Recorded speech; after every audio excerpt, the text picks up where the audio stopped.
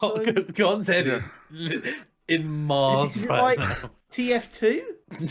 If we go back to the orange box one more time, I'm gonna jump out the window. We both were of the same mindset going into the show before it had even come out, that we were like, we're pretty confident that this could be good. We're fine with the animation style. We are not writing this off. Lots of people, though, before it even was out, wrote this off. Oh, our show's going to be look like, animation style is terrible. We don't want this. We just want Spider-Verse. All these different things. But I'm sorry, but all the haters were wrong. The show has been incredible and has me so excited for season 2. The CGI was not bad enough, often enough to warrant that being such a large talking point, in my opinion. Agreed. My bigger issue is with the story. Let me be clear. I think the story is 85% exactly what I wanted.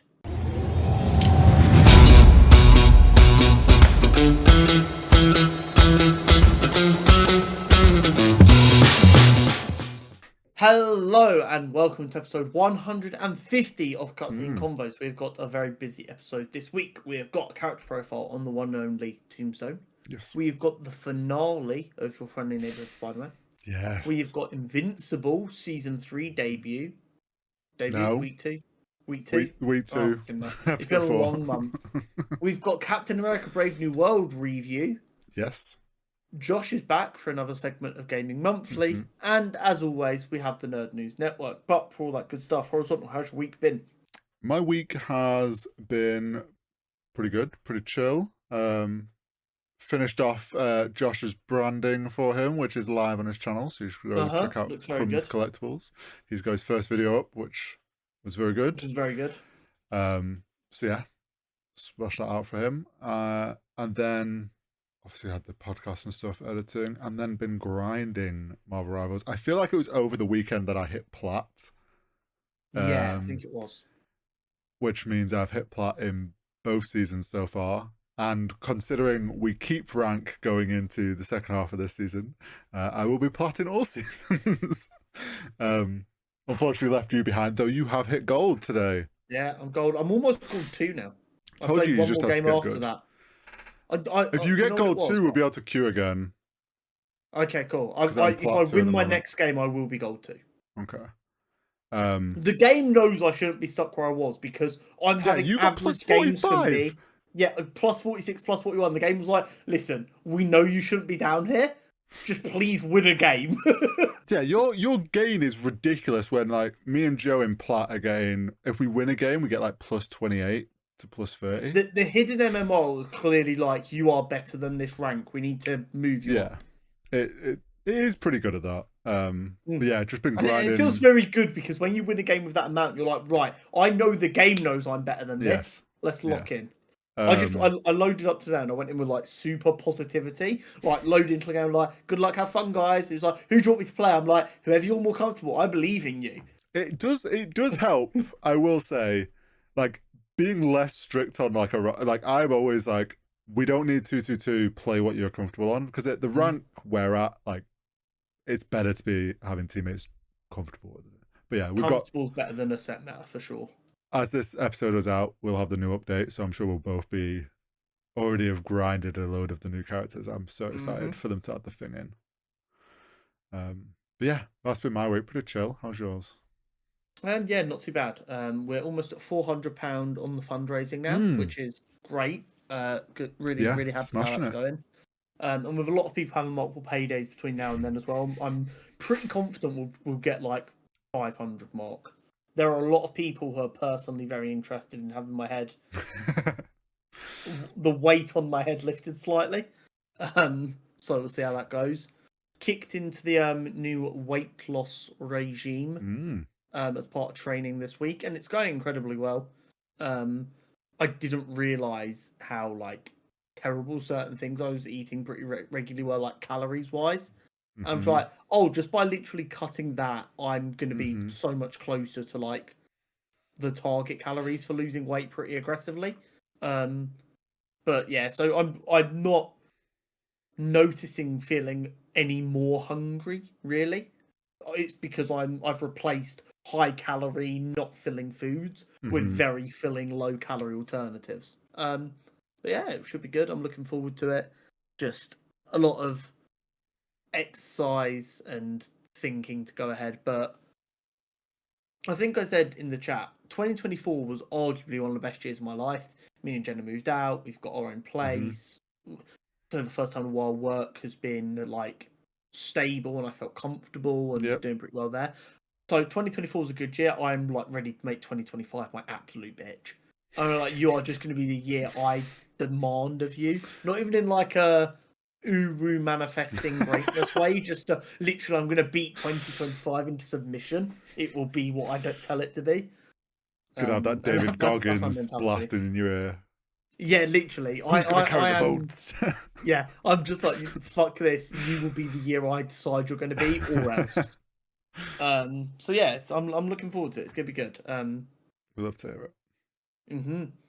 But let's get into some shenanigans. Mm. So, although it's now finished because it went from never knowing what character profile to do to too much stuff happening at the same time to know which ones I should be focusing on, we've now got some of your friendly neighborhood Spider-Man character profiles. And I have still kind of nailed this one for this week. Yes. So we've got Tombstone.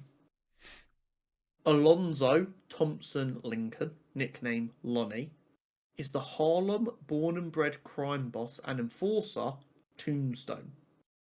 First appearing in Web of Spider-Man number 36 in 1987. Born in Harlem, New York, his albinism made him a target of bullies in his local area and left him a complete outcast.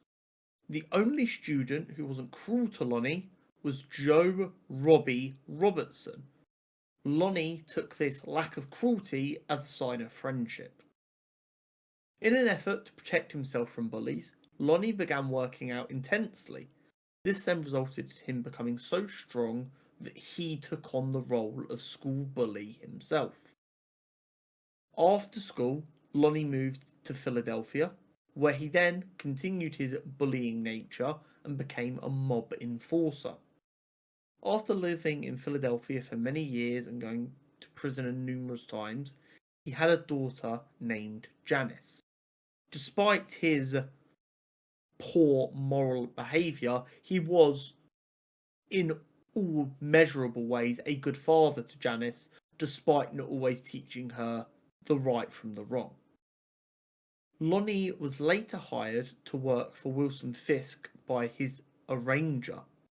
This meant he and his family moved back to New York. When Robbie Robinson attempted to get Tombstone arrested for multiple murders he'd committed back in Philadelphia, Tombstone took this personally and crippled Robbie. However, the evidence Robbie had already been given to the photographer at the Daily Bugle, Peter Parker. This led Tombstone to being incarcerated. After a daring escape, he found himself in need of new employment, so he began working for the crime boss Hammerhead. After Hammerhead demanded Robertson die because of his relationship with Lonnie, Tombstone kidnapped Robbie and took him to a chemical plant. In an attempt to escape, Robbie locked Tombstone in a chamber. This chamber then flooded with Diox 3 gas, which mutated Tombstone, leaving him virtually indestructible and also made him superhumanly strong. It was at this point Tombstone decided he was no longer content to be the muscle for someone else's operation and instead decided to try and take power for himself and began his transition from hired muscle to crime boss in his own right. Eventually, after many years, Tombstone was able to have his own slice of the city to run. However, this wasn't the end of Tombstone's drama, having to constantly battle with the likes of Luke Cage, Daredevil, and Spider-Man. More recently, Tombstone's family life has become messy, as his daughter Janice is now engaged to be married to his longtime rival Robbie Robinson's son, Randy. Deciding to let bygones be bygones for their children to have a chance at happiness, Robbie and Lonnie were finally able to bury the hatchet all the way back from their high school days. As we can see here, very different character to what Yeah. we've had in Your Friendly Neighborhood Spider-Man. I don't think the changes have been bad in any way, though. I think they've just decided to make Tombstone a more integral part to Peter's backstory, so that we have more emotional ties to him. They've treated it as less black and white, And also, like, with the show, they've pulled everything to him at a younger age. They made him the same age as Peter instead of being much older. Yeah, which then adds a fresh dynamic to it. And although we'll discuss it in the Your Friendly Neighborhood Spider-Man segment, obviously he got his powers in the finale. Yeah. From the Diox 3 gas. So I finished writing this yesterday. I sat down to watch the episode. He's gone into the back of the van. I've seen a canister. I'm like, oh, okay, what's that? And then I see it roll over and it says Diox on it. I'm like, oh, okay, cool. He's about to get his powers then. So I guessed he was going to get his powers from that.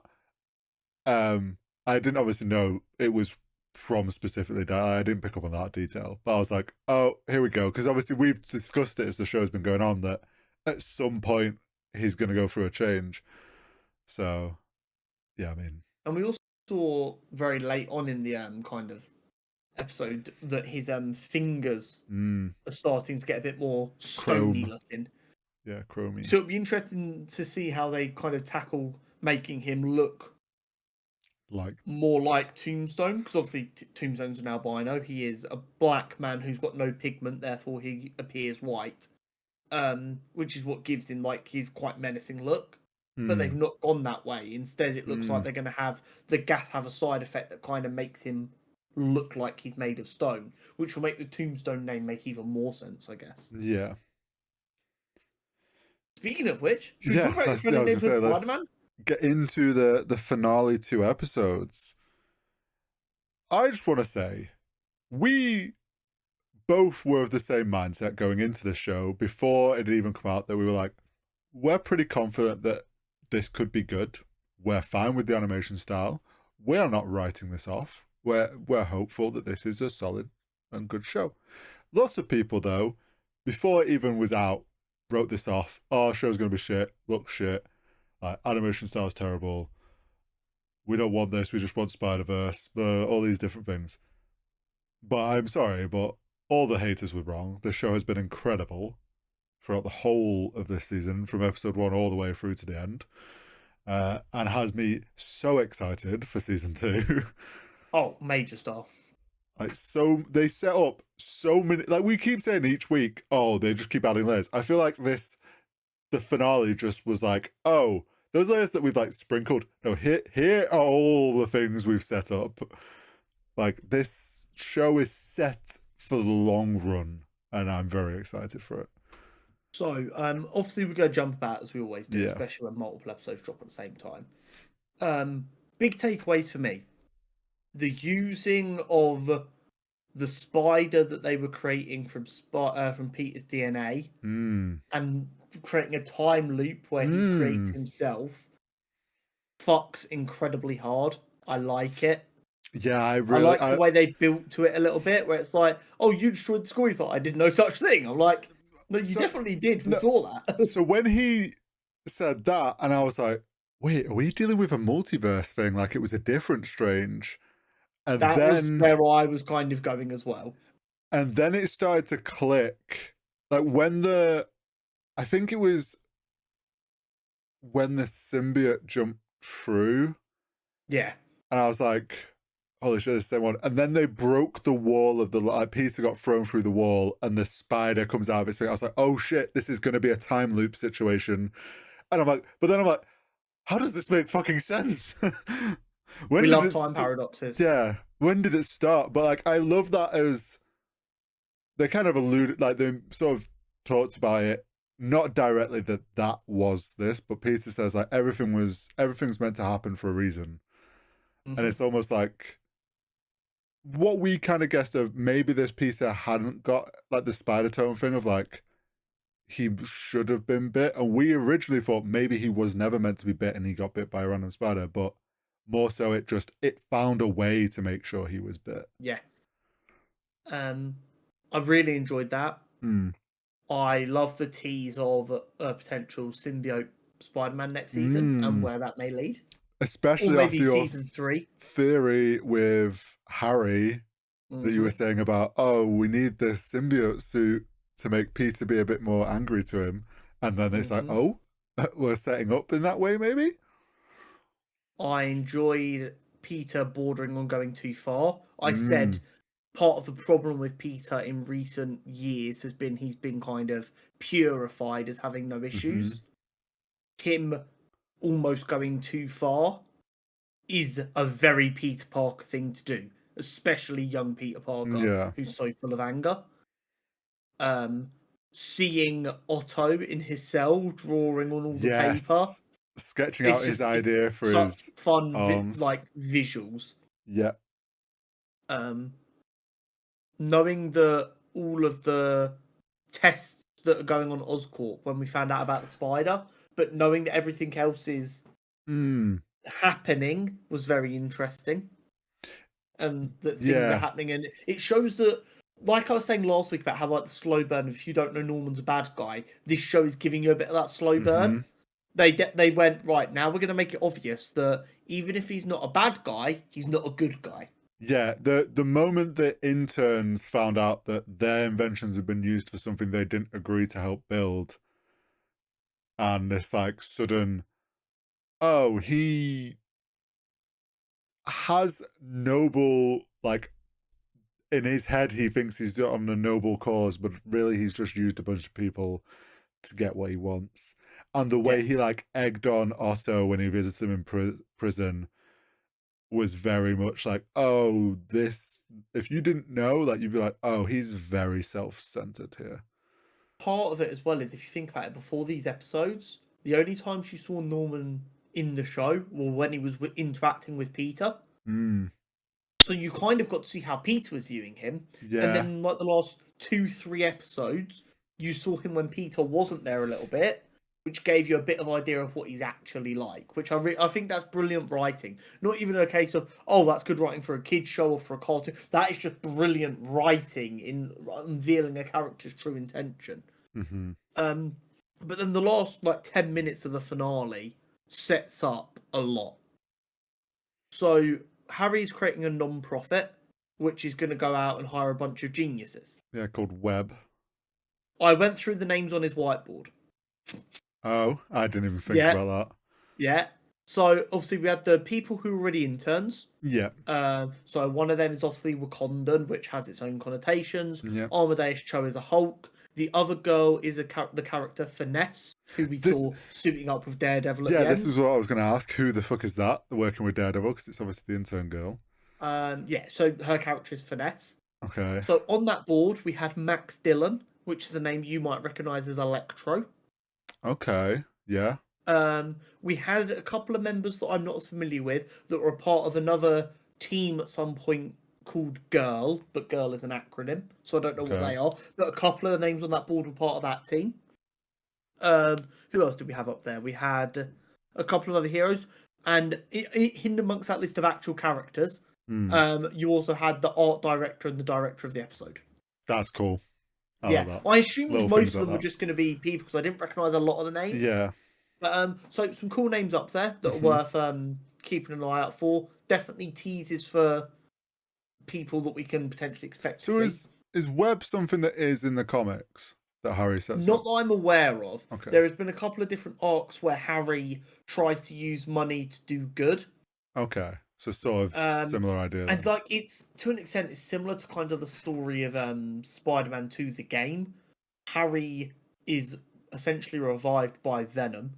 Right. The symbiote, and that makes him well enough because he'd been really ill to come back, and he starts up like a let's heal the world project. Got you.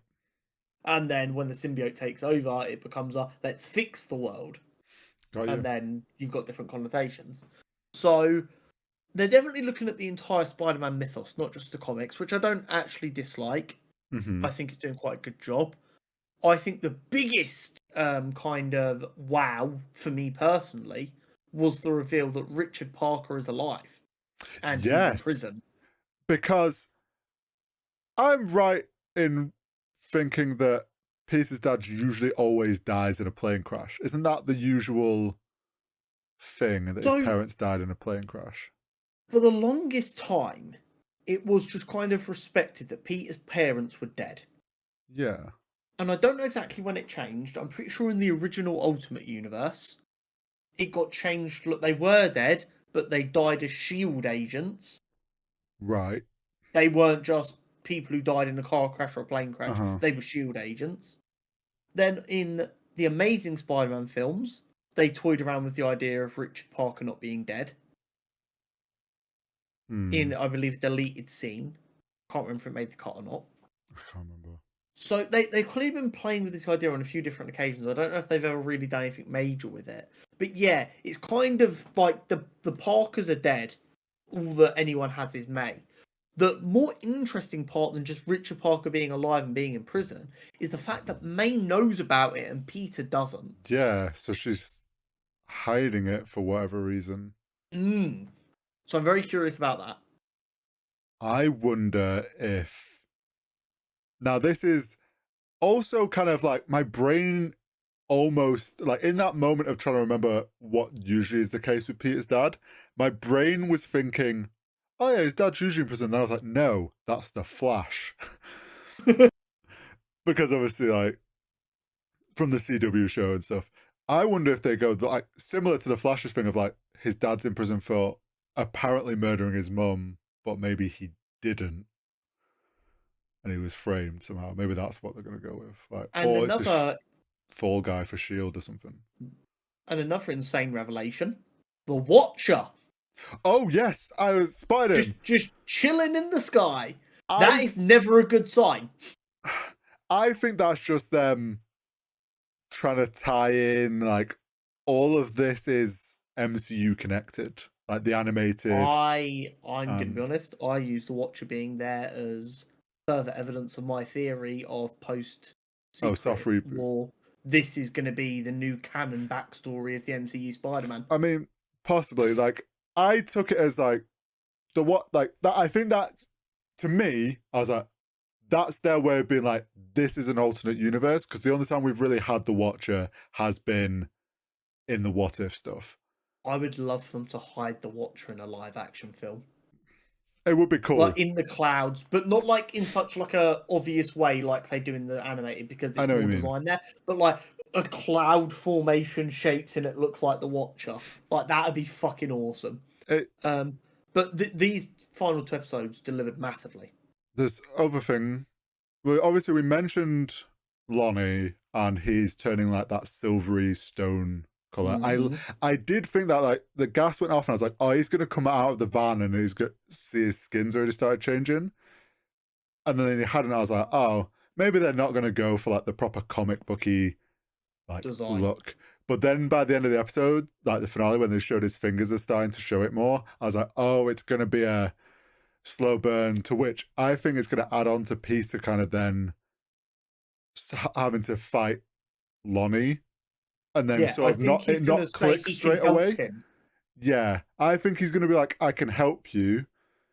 He's not he's going to be so busy and he can't help him or something, and then it's just slowly he's going to be like, oh, you're now like, I want to help you, but you're making so I have to fight you, sort of attitude. Nico with the amulet definitely tried to tease us into thinking she was about to use whatever powers to stop that truck, and then Peter lands in front of her. But at the end, she talks to her mum. So then I'm like, originally I was thinking after the last set of episodes, oh, it's something that she doesn't realize yet because it kind of just happened in a flash. No, she's well aware of what this amulet is, and she's obviously hiding that from Peter. Obviously, I've not done the character profile on her yet, and it's not a character I know particularly well. I'm not going to be shocked when I do the character profile if I learn that that amulet doesn't actually contain her mum, and it's someone who's manipulating her by pretending to be her mum. That's the kind of shit you can expect from magic. Like, you've played D&D. Like, you think it's a long-lost relative that you get to commune with. In reality, it's a horrible demon that's trying to I know. Get you to do horrible things. Yeah, there's obviously a potential that it's like some ancient artifact that's just pretending to be her parents. But I thought it was interesting she knew. Absolutely. And after like the No More Secrets conversation as well, Yes. that was but it almost looked like she was about to tell him, and then he was like, "No, you're in danger. I've got to get you out of the way." So I don't know if she will tell him, and she's just trying to get the nerve up. Yeah, I think after he said that and left, and she looked at, I was like, okay, she's knows something. And then obviously the thing at the end, I was like, I think she is gonna tell him, or she's not gonna know how to tell him, and something's gonna happen where it then reveals, like she reveals she can do something, and Peter's gonna be like, what the fuck? And then it's gonna be flipped of like, he's gonna be annoyed at her for not telling him, but then realize, oh, this is what I did to you. And then check Big himself, star. maybe. Oh, his new suit. So much better. Gorgeous. I'm pretty. I'm glad they went this way about it. Like, I know people were like, why did they pick the Future Foundation's colors? Like, I get that annoyance, but I'm glad that that was kind of a red herring and they've given us a proper suit. My only wish, and it would have made so much sense for Norman Osborn as well, is if they'd have made the original Osborn suit that he had green and purple. Yeah, more Osborn colors. Yeah. Yeah. I agree with that. I would have preferred that, because that would have been like and then it's a really clear indication like of the arc of the last 2 episodes of him leaving Osborn and being Spider-Man. Overall, this show was much better than I think we could have reasonably anticipated. We thought it would be okay. We didn't think it would be bad. This is phenomenal. Yeah, agreed. I'm really curious to see what they do with the characters and the stuff they set up for season 2. Knowing that season 3 is coming as well means that maybe not all of the stuff we saw at the end of this gets answered straight away. No, I don't think so. I think a lot of stuff got set up. Yeah, I think the symbiote stuff, like Osborn finding it at the end, he's obviously going to keep that one very locked in on. I think that'll be him and the old guy working on that. Obviously, Dr. Connors was unsure about what Osborn was doing, which I'm intrigued to see how that then pushes her to elsewhere. Yeah, to work on the animal stuff. I've got to be honest. I have an idea. She's going to go work at Peter's thing. I'd like to see Connors go to ESU, Empire State University. Sorry. And they don't really deal with her as a problem until the finale, like season 3, when that's like have it come back later. Like, I'm okay if they want to, depending on how long they want this show to run in an ideal world, to have her be a recurring mentor to Peter. And then once he's in college and she's his professor, have it go wrong then. Yeah, or with them setting up this web company, maybe she finds out about that and she says, she sees that as like, oh, I'd love to help you with this. And while she's there, she starts messing around with animals and they think, oh, this is cool, she's doing something for good. And then it's like they're blind to this and she's a mentor there. Yeah. I'm very curious to see how it goes, but it's awesome. They did do what we were hoping they would do, and as the season went on, they did use more and more of that comic panel style. Yes, they did. Art style. I hope they realise how much people enjoyed that and lean on it even more in season 2. This might be just placebo, but I feel like the final web swinging moment when he's like having his like Spider-Man moment at the end felt like it was animated smoother than back at the beginning of the whole season. I just think it was a higher quality animation. I think they put a lot more effort into that final scene. I don't think a conscious decision was made a la Spider-Verse where they animated him smooth to show he'd learn. Kind of my brain was going I think a bit. They went, this is the final swing, which is a big thing in Spider-Man films. We're going to make this look gorgeous. Yeah. I think that was more what happened. And as a side effect, it made him look even slicker. Yeah, possibly. But he looked slicker in the red and blue suit, full stop. Well, yeah, he did. But I couldn't love this show more.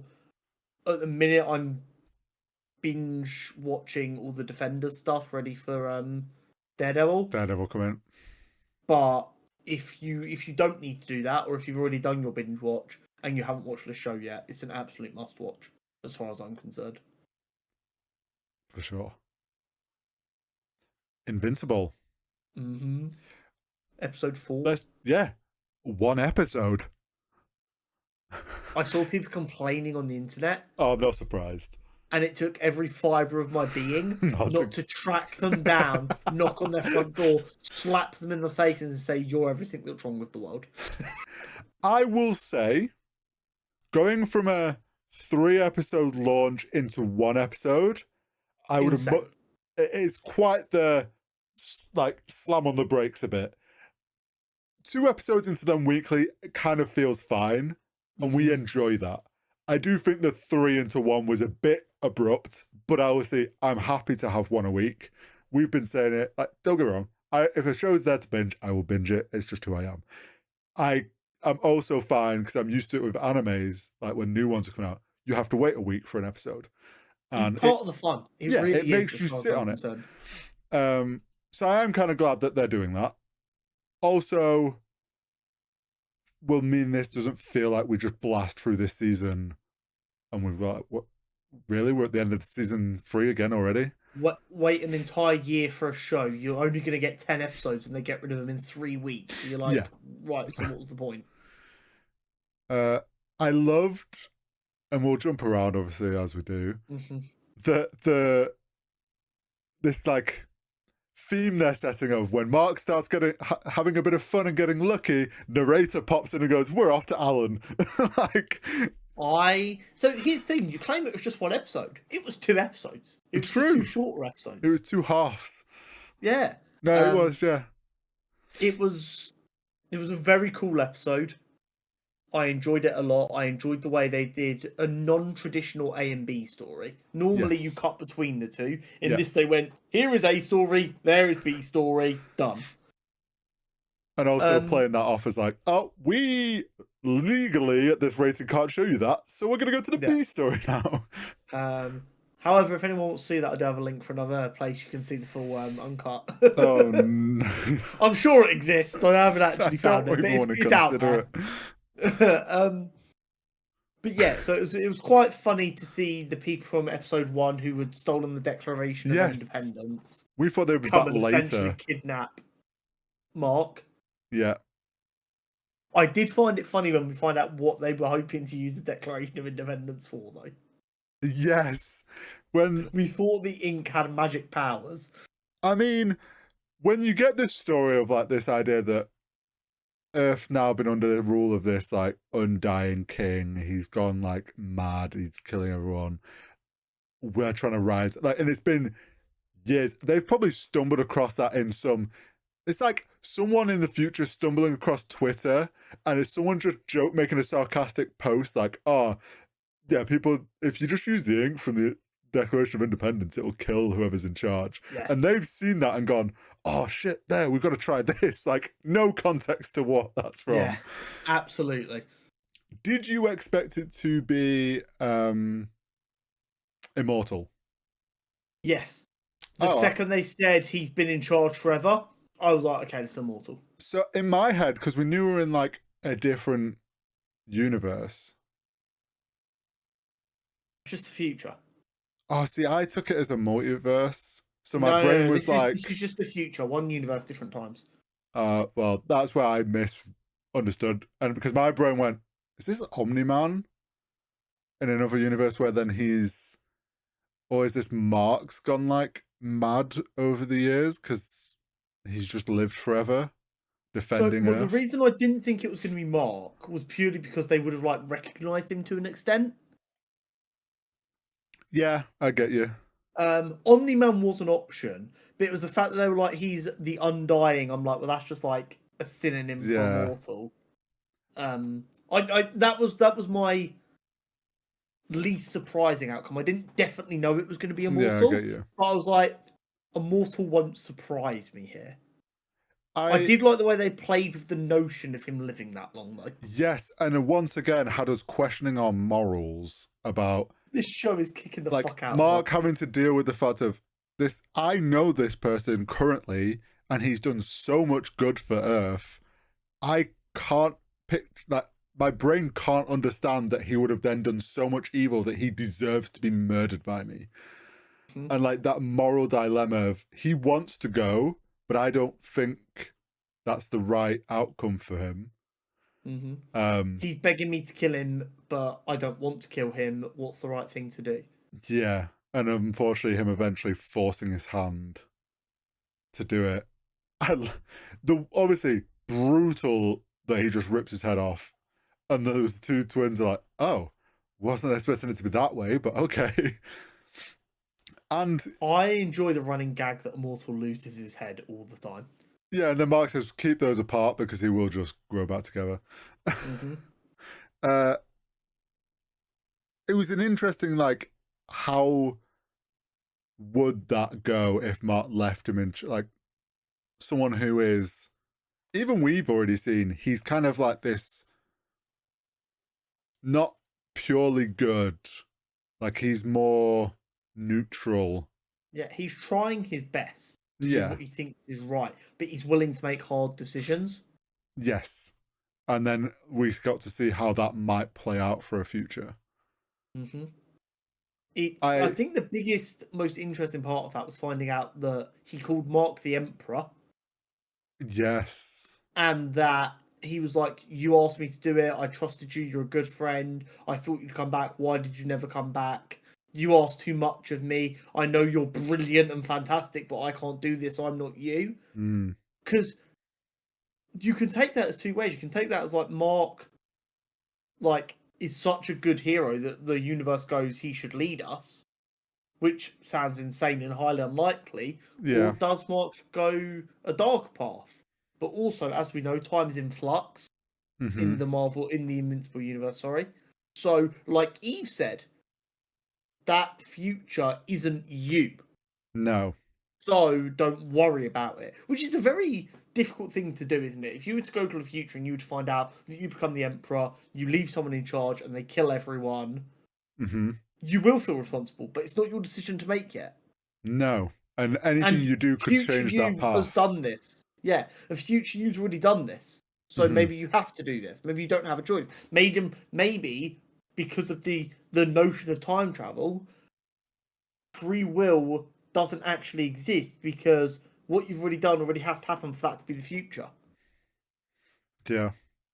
It gets techie. Messy quickly. Don't fuck with time travel. I love the little time loop of he's like, oh, is there somewhere I can ditch my clothes? And he appears and takes them because that's the moment when he's leaving and he needs his clothes back.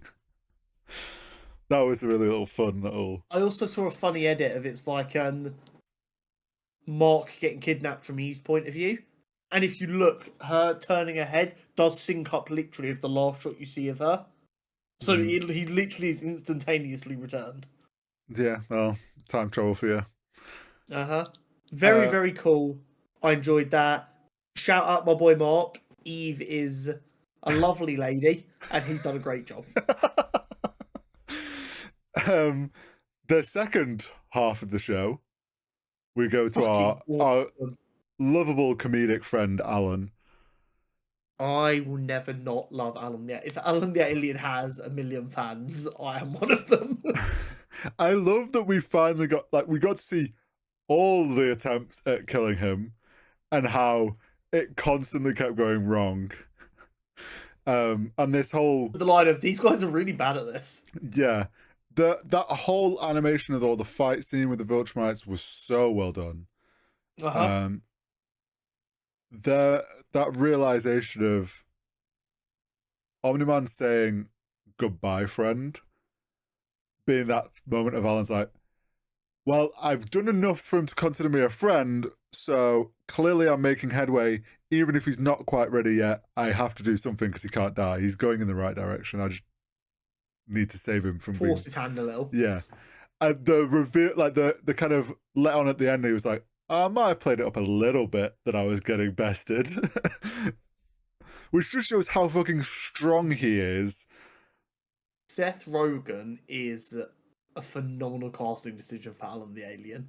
Especially in the way they've decided to write him. Also, I don't know how like comedic he was in the comics. Or if they decided to dial that up a little bit because they know they had Seth. Possibly. But it's working incredibly well, especially against like the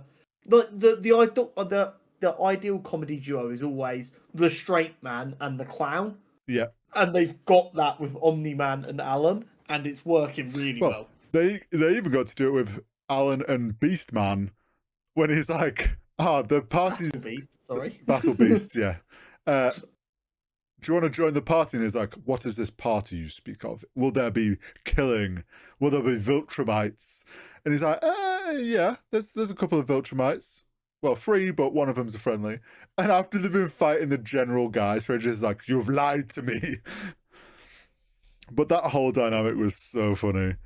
Battle Beast is an interesting character. I'm curious to see how he develops. Yeah, he's not getting dead. a new comic. He's getting a new spin-off comic. Oh, is he?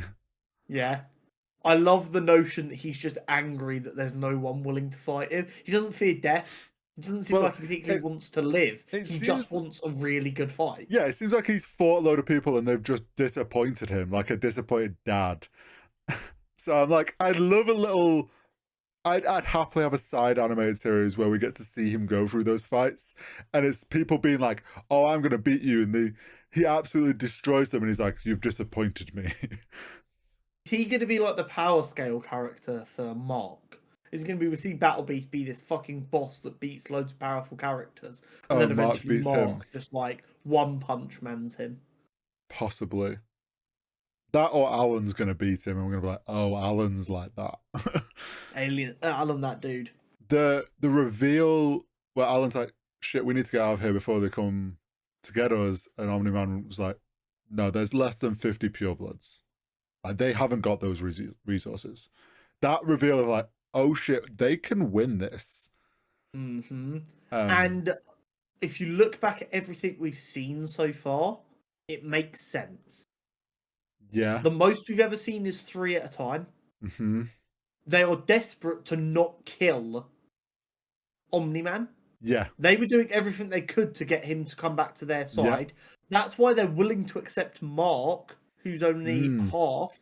Yes. Because he's close enough that they deem it acceptable, which doesn't seem very Viltrumite-like unless they're struggling for numbers.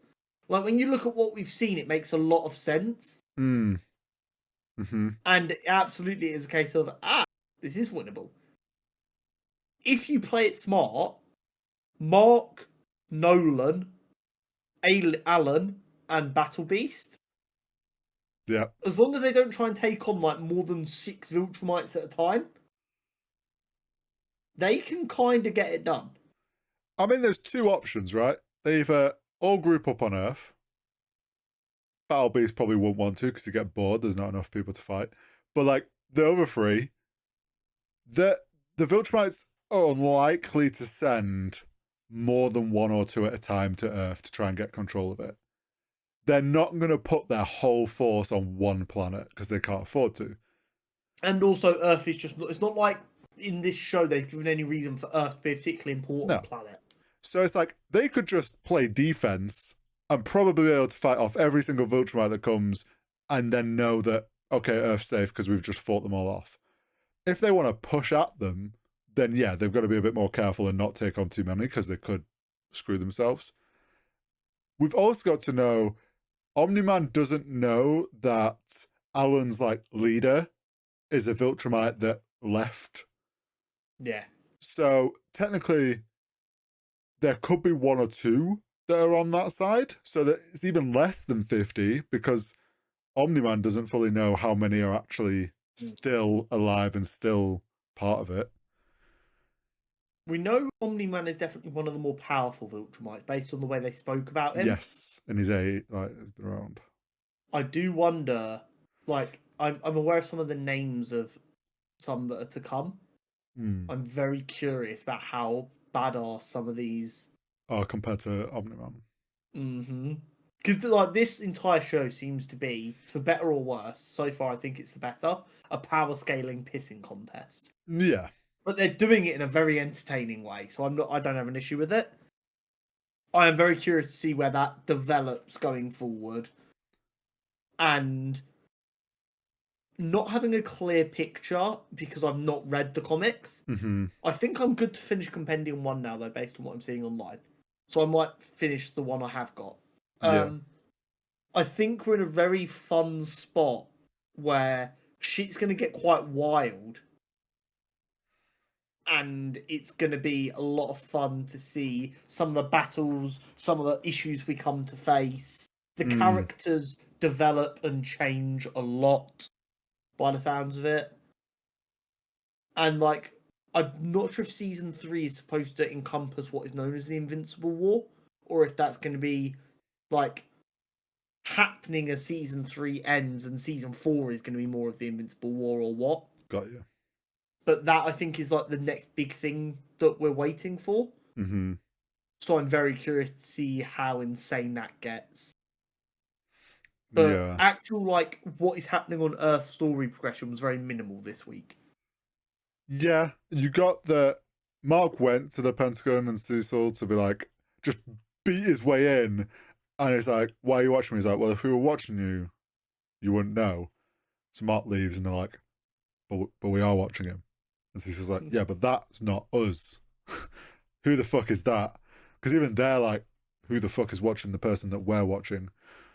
I've got to be honest, even though after last week's episode I was sympathetic to Cecil, but I was more anti-Cecil than anything else.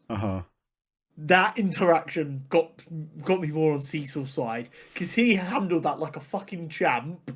Yeah. And then he went, holy shit, that was a terrifying way to start the day. And I'm like, you know what? That is based as fuck. You are absolutely right. That's also kind of like, let's be honest, Mark he's not fully rage mode. That was just him pissed in the moment, like, went there to get answers. He wasn't going to go there and absolutely, but like, they barely stopped him. Mark needs to, like, I love Mark, I do. He's being a dickhead. Well, because he's like not understanding from other people's point of view how terrifying he is. Yeah, he's being a teenager into early 20s, like, yeah, thinks they understand the world, but they don't understand the world. he wants Cecil to trust him and leave him alone, which is fair. He can go, Cecil, I don't want you to be involved.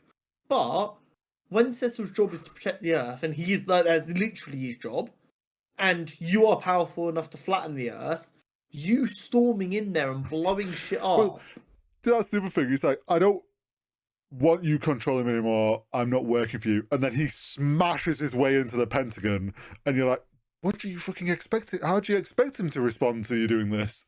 I get why he's pissed at Cecil, and he does have valid reasons to be pissed at Cecil. But just being as simple as calling him on the phone going, I caught this thing spying on us.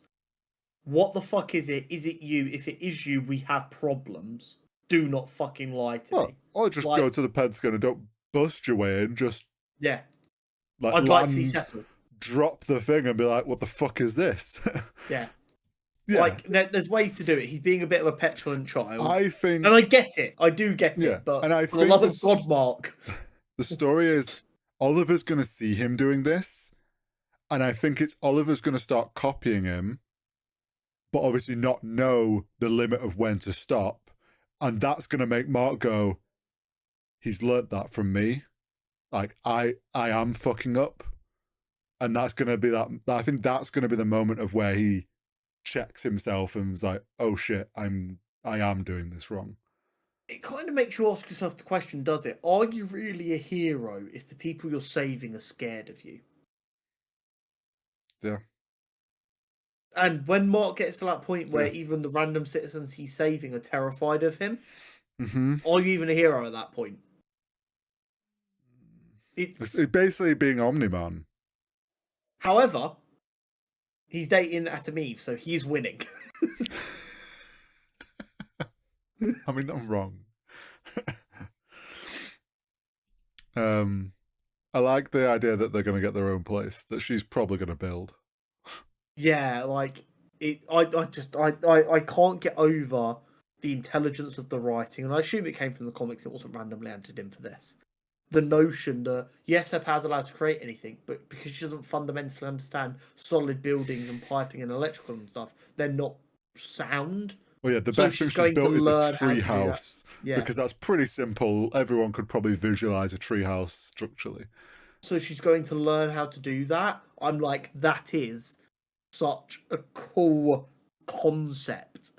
And when you consider in her special, it was made very clear that the only thing stopping her doing it with organic matter is like a mental limitation.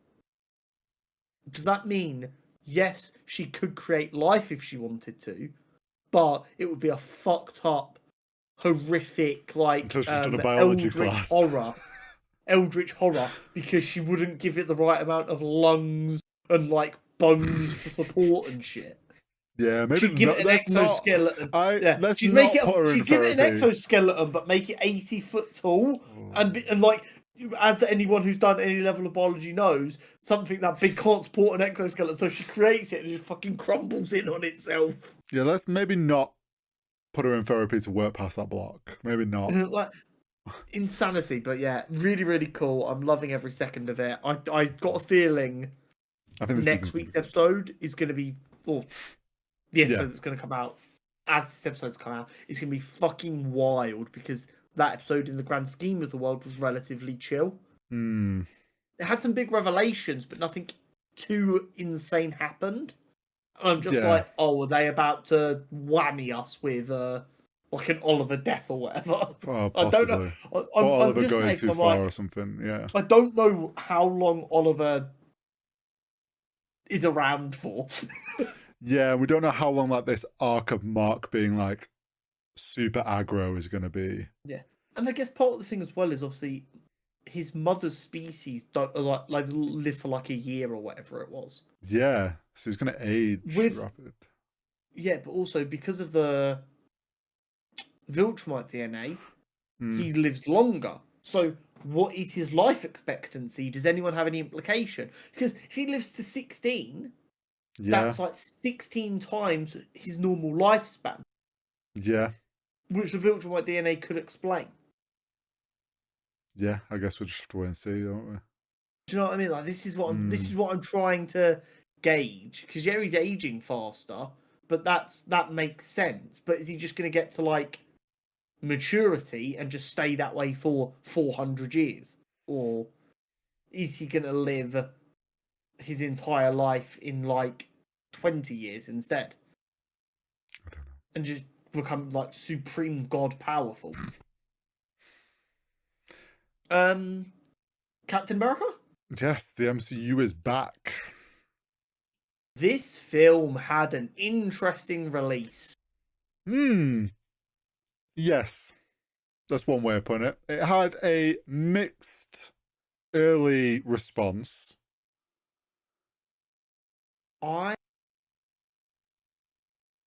You know me, I try not to let reviews colour my opinion before I go to the thing. I'd like to make my own judgments. I was excited for this film. I thought it looked good. I saw the early reviews from like Rotten Tomatoes and stuff coming out and them not being great. I was like, ooh, that's a surprise. I was genuinely surprised at how like low that was. I was like, nothing in that trailer made me think it was going to be that bad. Yeah. Then I saw a lot of people going, who like had seen it through screeners and stuff like that, going, it's not perfect, but it's not that bad. This is crazy. Yeah.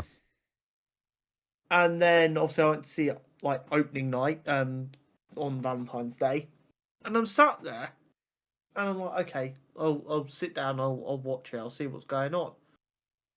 And I was just sitting there, even though I was trying to not, waiting for like the other shoe to drop of when it gets so bad to be worth a 52%. And it just never did. I was sort of similar. Like, I'd seen that it got bad critic reviews, but then a lot of people were like, yeah, but that don't mean anything. Like, it's actually not that bad. Like, what film have these people seen? Then I saw the mixed responses about, more so from my side, because obviously I have a lot of creatives and stuff on my socials. And like, some of the comments being like, oh, this CGI is so bad, or it's like this, like it's fat, like mixed or whatever. My thing was, I was sat there waiting for, I was like, okay, so where's this really bad CGI? That like, and I was expecting it like all the time. I was like, okay. And I was like, I'm enjoying this, and there's been nothing so far that I've been like, oh.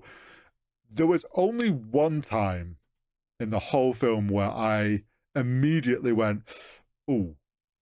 Which bit was that? So I have 2, 3. The bit after Sam has just KO'd, or at least he thinks he's KO'd, Red Hulk. They're on the Blossom Street after the ground's all destroyed, and he steps up, and then obviously Hulk wakes up, and they're having this sort of like him trying to calm him down. Immediately, I'm like, they're on a green screen. Because the background of the Blossom, I was just like, that is a bad green screen job. So I'll be honest, I didn't particularly notice that one. I heard people talk about it. I didn't think it was that abhorrent. The ones that got me were when the leader goes to the hospital and him and Sam are having that conversation. Uh-huh. Every shot of the leader looked horrific. The background felt like it wasn't even a green screen background. It felt like it was on a different plane of existence. And his hands were blurry as fuck for some reason. And that might have been a projector issue, but that was the only time I noticed it throughout the film, which made me think it wasn't a projector issue.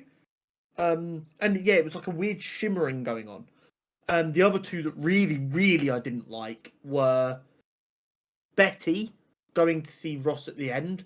Clearly was not there, was reused footage from The Incredible Hulk. Liv Taylor was not in the film at all. That was all reused footage, reused audio. That was horrific. It was the most obvious thing I think I've ever seen, and I wanted to rip my eyes out because it was so unnecessary. And the even more abhorrent bit was the fucking post-credit scene. Forgetting how pointless that was anyway, they were both clearly not in that set, and that was just a still image of the cell and the room, and then bars felt like they'd been photoshopped onto the footage in the most horrible way ever. I'll be honest, the post-credit thing, bad. I ended up Googling my phone if there was one, and it said, worst post-credit scene ever, and I was like, oh, well, I've got to wait for this. And I was like, I don't think I gave it enough care to notice that. In my opinion, that was the worst bit of CGI in the entire film. Granted, yeah, it was right at the end of the post-credit scene, so I'm not as... But the fact that it was also just I genuinely do agree, one of the worst post-credit scenes we've ever had. Like, why do we need someone who played up as this interesting person going, he may as well have just gone, oh, you're going to need the Avengers for Doomsday. Like, he may as well have just fucking done something like that, because that's how subtle it was. It was pointless. It made no sense. It was weird. Yeah, I get what they were doing. Like, I was kind of like, my attitude wasn't like, oh, this is the worst thing ever. I just watched it, I was like, yeah, but we kind of already know that's coming, so okay. It was pointless. It was just a bit like, you're just kind of trying to set this up for the people that maybe don't understand yet, but I don't. Yeah, absolutely. But yeah, the only bit that like really caught me was that bit on the Blossom Street. And I could just straight away I was like, this is green screen. So then I had to like lock in sort of thing. Your vision essentially, yeah. I will say, on the flip of that, the Red Hulk, they popped the fuck off with that CGI. He looked really good. They fucking nailed it. And down to like when he's hulked out and he's being shot and the bullets, like the detail on the bullets popping off his skin, like they knocked it out the park with how Red Hulk looked. And like there was obviously plenty of CGI in there that never caught my eye, which means it was great. And like overall, I think they did a great job. And the people absolutely hating on its CGI need to chill out a bit. It wasn't that bad. It wasn't Ant-Man where we were like, oh, there's a lot of this. Feels bad. The thing that it goes to prove once again, right? CGI hasn't regressed like some people try and claim. It's just for the stuff that used to get so much care and attention that you didn't even realize it was CGI. Mm-hmm. They're now spending all their CGI budget on the big stuff like the Red Hulk, and they're expecting someone in 20 minutes to do the green screen on the cherry blossoms, so it's not done as well. I have a theory why, like going off even the few bits that you said that I didn't notice, were clearly green screen comps, and my one was definitely green screen. We know there was reshoots. I wonder if those were scenes that were part of reshoots, which then meant they had less time, or like the light, like they've got to try and match the lighting again. And like whenever you're trying to go back again and match to what you had previously, like there's margin of error there. And like, I don't get me wrong, it's Marvel. They should be good. Like this shouldn't be an issue for them. But my only thought is because there was only a few of those moments, maybe they're tied into reshoots, which means the artist had less time to get it right. If they're done a reshoot, they're given what they're given for the reshoot. Like they're not going to have as much footage to work with. Like that. It's not like they can go back to the director and go, "Sorry, you need to refilm that" when everyone's gone off to do their next film. Yeah, it's unfortunate, but I think overall, like 90% of it looked perfectly fine and was like, yeah, the CGI was not bad enough, often enough to warrant that being such a large talking point, in my opinion. Agreed. My bigger issue is with the story. Let me be clear. I think the story is 85% exactly what I wanted. Mm-hmm. I would change a couple of bits that make it a bit more Winter Soldiery, which is what I was promised, Mm-hmm. and I think would have made it a more compelling story. Okay. What I would have done is I would have made the lead being the person in the shadows a bit more shadowy, a bit less obvious. Yeah. I would have made Ross's involvement and knowledge less obvious. Mm-hmm. So that Sam's job is to work out what's going on, and he thinks Ross is on his side. And then coming into the third act, he finds out that Ross knew, and that's when it starts to unravel. And I would have toned down how early they're playing the idea that Red Hulk is a thing. I wouldn't have had Red Hulk as part of the promo. I know why they did it. It was butts in seats. But for the story, it would have been better if we thought Ross wasn't in on it for most of the film. I get you. If we thought the lead was the sole bad guy. End of Act 2, beginning of Act 3, we find out Ross did know. Mm-hmm. Then we find out that why the leader had done it and how he was trying to get revenge. Mm-hmm. And then Sam works out something's happened, and he's going after Ross's legacy. He's not trying to kill Ross. Yeah. And then we get the Red Hulk reveal, and you get that moment of, oh shit. I think because it's the same story essentially. It starts off with he's trying to free Isaiah Bradley. Yeah. President Ross wants to work with him, but he needs Sam to understand there's certain things he can and can't do. Mm-hmm. And as a show of goodwill, they both kind of work together a little bit, but they understand they can't work together perfectly. Mm-hmm. And then you can sprinkle in the bits with Ross and the leader, but you make it more like Ross is being teased and less like Ross is being expecting it because Ross knows who's behind it. And then you get the double reveal of, oh my god, Ross knew all along. Oh my god, Ross is the Red Hulk. And then you get I think it would have been more entertaining that way, and it would have captured more of that Winter Soldier whammy moment. I get what you mean. I think I too feel like they kind of revealed who the shadowy figure was early, and I was I kind of expected it to be a longer mystery of who this person is pulling the strings. I'm okay with how Ross and that how much of the he knew was shown. I would have, for me, I'm did I want it to be more that Ross knew what he was taking and was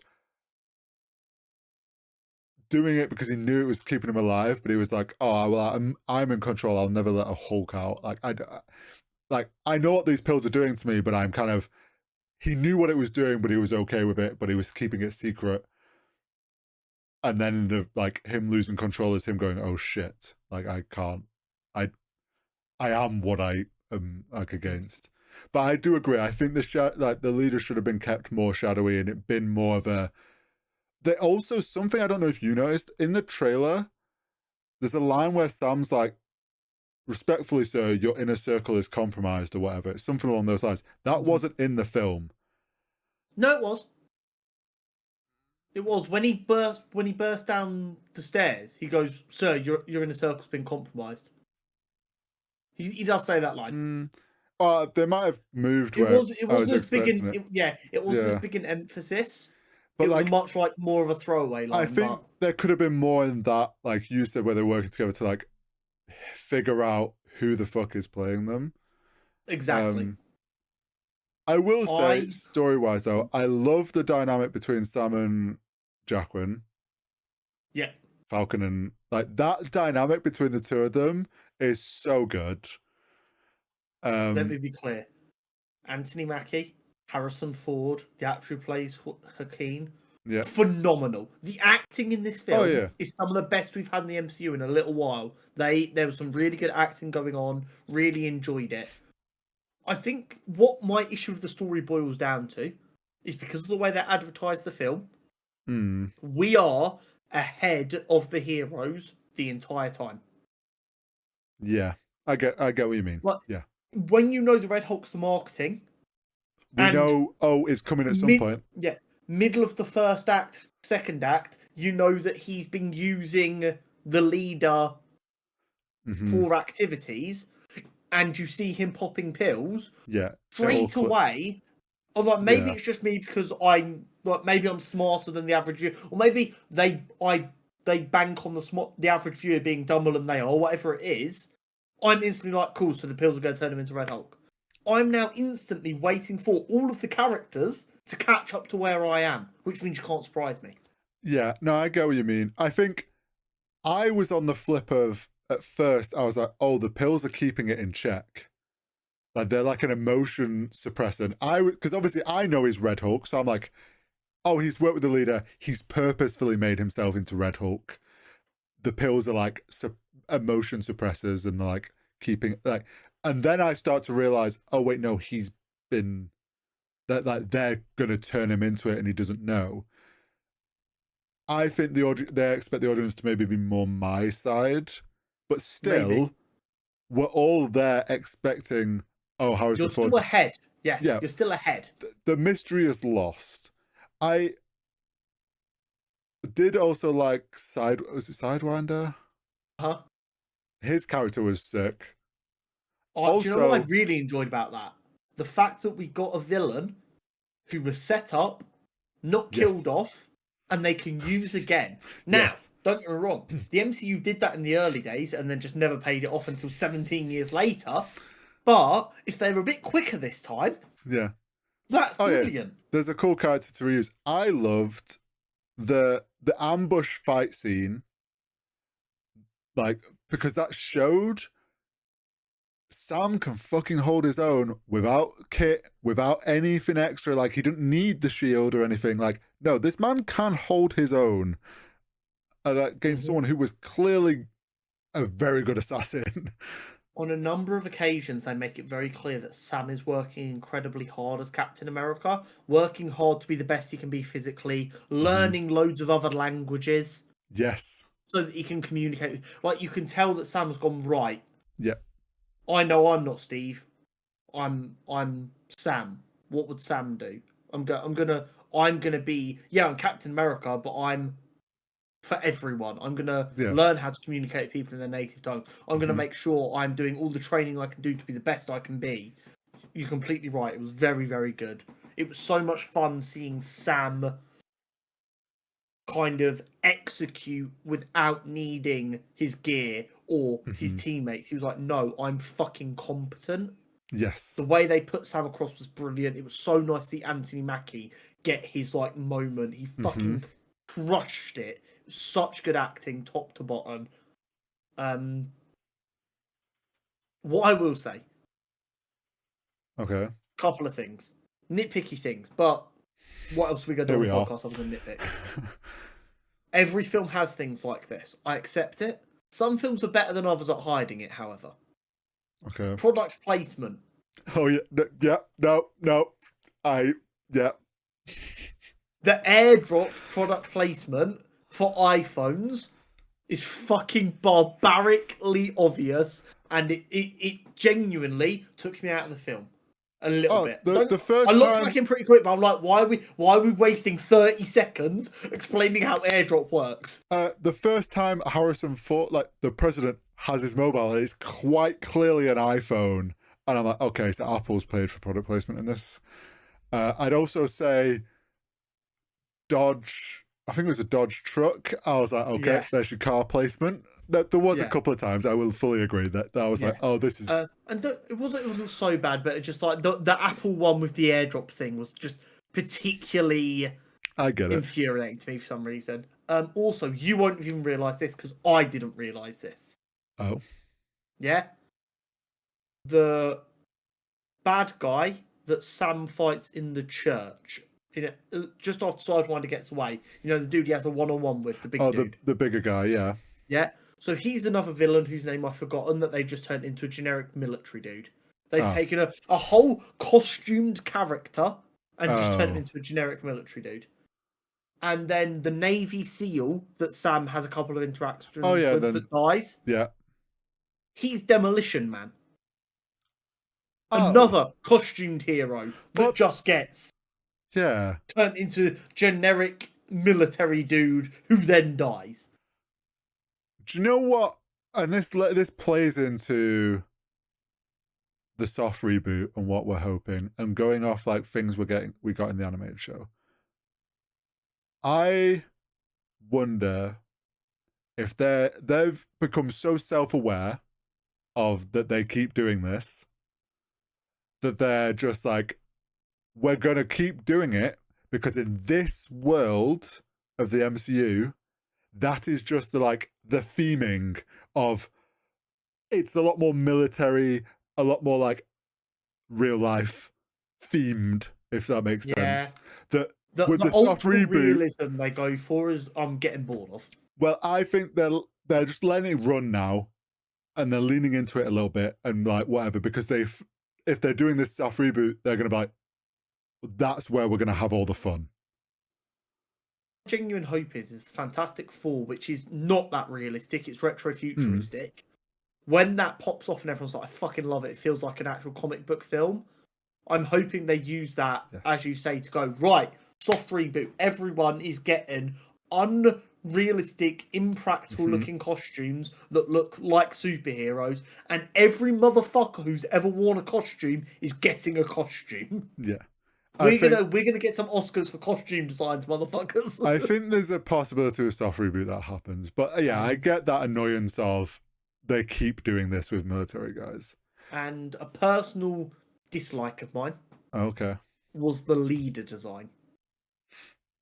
I don't mind it. It was always going to be a difficult one. I don't completely hate it, and I see what they were going for. I was really excited when I found out Leader was the bad guy of the film.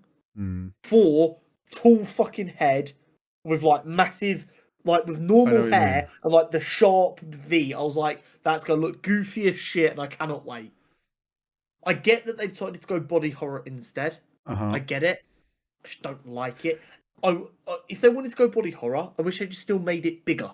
I get what you mean. I think again, this goes into the ultra realism. Like that's too far towards comic booky side. If you get me, I need it, man. And don't get me wrong, I think had they done that, would have been great. But I think they've annoyingly have pinned themselves in this like, we have to stick within these borders now. Vote Connor for Marvel executive producer if you want comic book films to look like comic books again. I think unfortunately, till we get this off reboot, they can't break out of those walls unless it's like Fantastic Four, where they're like, this is a different world. I'm gonna plead to everyone right now. Even if you don't like the Fantastic Four story for whatever reason, I need you, when you talk about it online, to go, talk about Fantastic Four was what I wanted, but the style was gorgeous. I love the camp kind of really comic booky vibe and everything. Just even if you hate everything else, make sure you talk about how much you love that one aspect, so they know that's what the people want. For the love of God. Something I did enjoy that was a bit of a surprise to me was the Bucky cameo. Yes, and the implications. Well, here's my questions. He's running as a Senate member, Congressman. That's it. How does he get from running for congressman? He's a congressman in Thunderbolts. Yeah, but like, surely he shouldn't then be in the Thunderbolts team. So this is what, like, in the second trailer for Thunderbolts, people noticed he was dressed as a congressman is supposed to dress in that trial we heard. Yeah, so no, he was in the courtroom. Is Bucky a congressman now? Okay. And then it got confirmed in this. And this has brilliant implications, Horry. Okay. In this world, Bucky killed JFK. That's wild to consider. And now Congressman of the US killed JFK. I mean, also, how much shit is he going to get from, like, congressman in the other party to him, whichever party he's in, just going, he was literally a Russian assassin? Yeah. I would imagine in Marvel that surely they're going to have him run as like an independent congressman. No. Any other congressman would accept that. But then, yeah, I think they're going to play on this whole thing of like what he has to deal with trying to still redeem himself for things he had zero control over doing.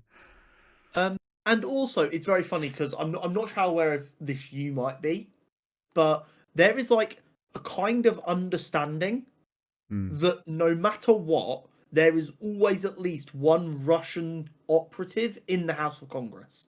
So he's going to take that place. So no, like in like the real world, the understanding is in every government, one congressman is probably in the pocket of the Russians at least as their spy, even though they have lived in America their entire life. Which kind of like the Black Ops Cold War story was based on, like Prometheus.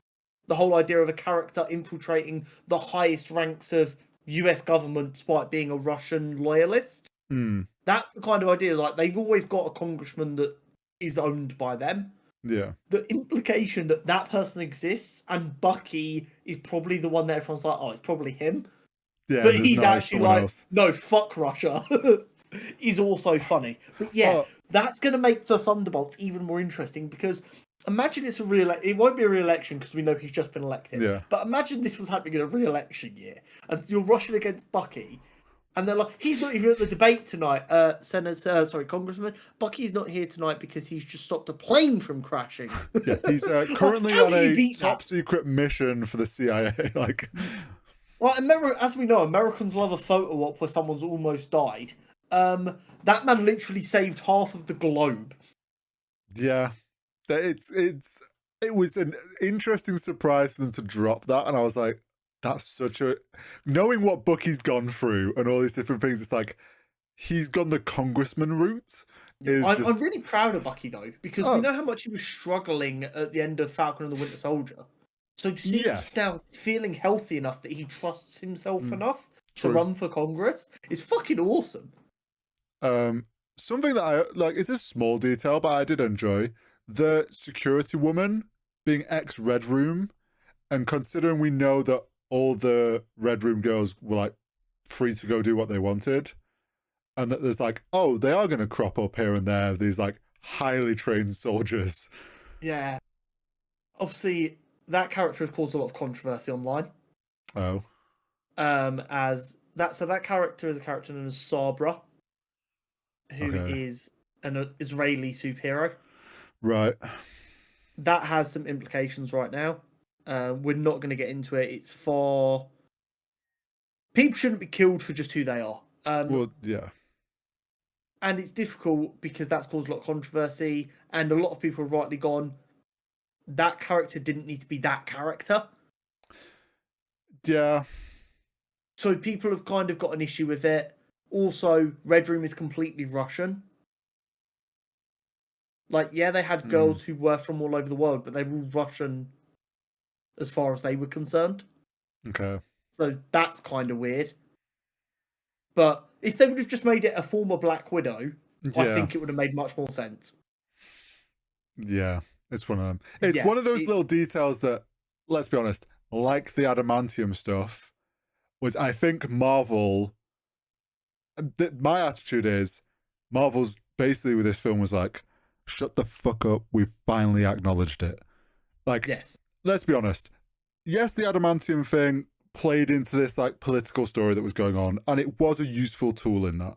At the end of the day, they could have done that with anything, but the MCU was just like, stop fucking asking us. We've acknowledged it now. It's made of this material that you all love because you're all like, oh my god, Wolverine now, and that's it. We don't need to fucking talk about that now again. I do have some bad news, however. Oh. You know my concern about the Thunderbolts and that fucking asterisk. Yes. I have a fear I'm correct. So, obviously, General Thaddeus Thunderbolt Ross was president. Yes. They are called the Thunderbolts because they were assembled by Thaddeus Thunderbolt Ross. He's now in prison. He's not assembling anyone. It makes no sense for them to be called the Thunderbolts. That asterisk is just hiding whatever their real team name is going to be. And that is the one thing I said I will not fucking accept. I mean... And if they do say it's the Thunderbolts, it's even dumber. They are now in a cannot win situation with we me. know that they call themselves Thunderbolts, and they're like, they keep... That's why they're like, we can't call ourselves that, because they'll be like, I think... Because Red Guardian comes up with it, doesn't he? Or that's how they allude to in the trailer. He calls himself, he's like, oh, we're the Thunderbolts, and they're like, eh. And I think they're like that because Thaddeus Ross Thunderbolt is in prison, and it's like, we can't really call ourselves that considering what he's done recently. And yeah, maybe it ends up being in it. I'm still leaning on that it's like that asterisk for when the Avengers are not available, or like it leads to something else. The other big question that's come out of this film and discussion is like, should Sam lead the Avengers? Yes.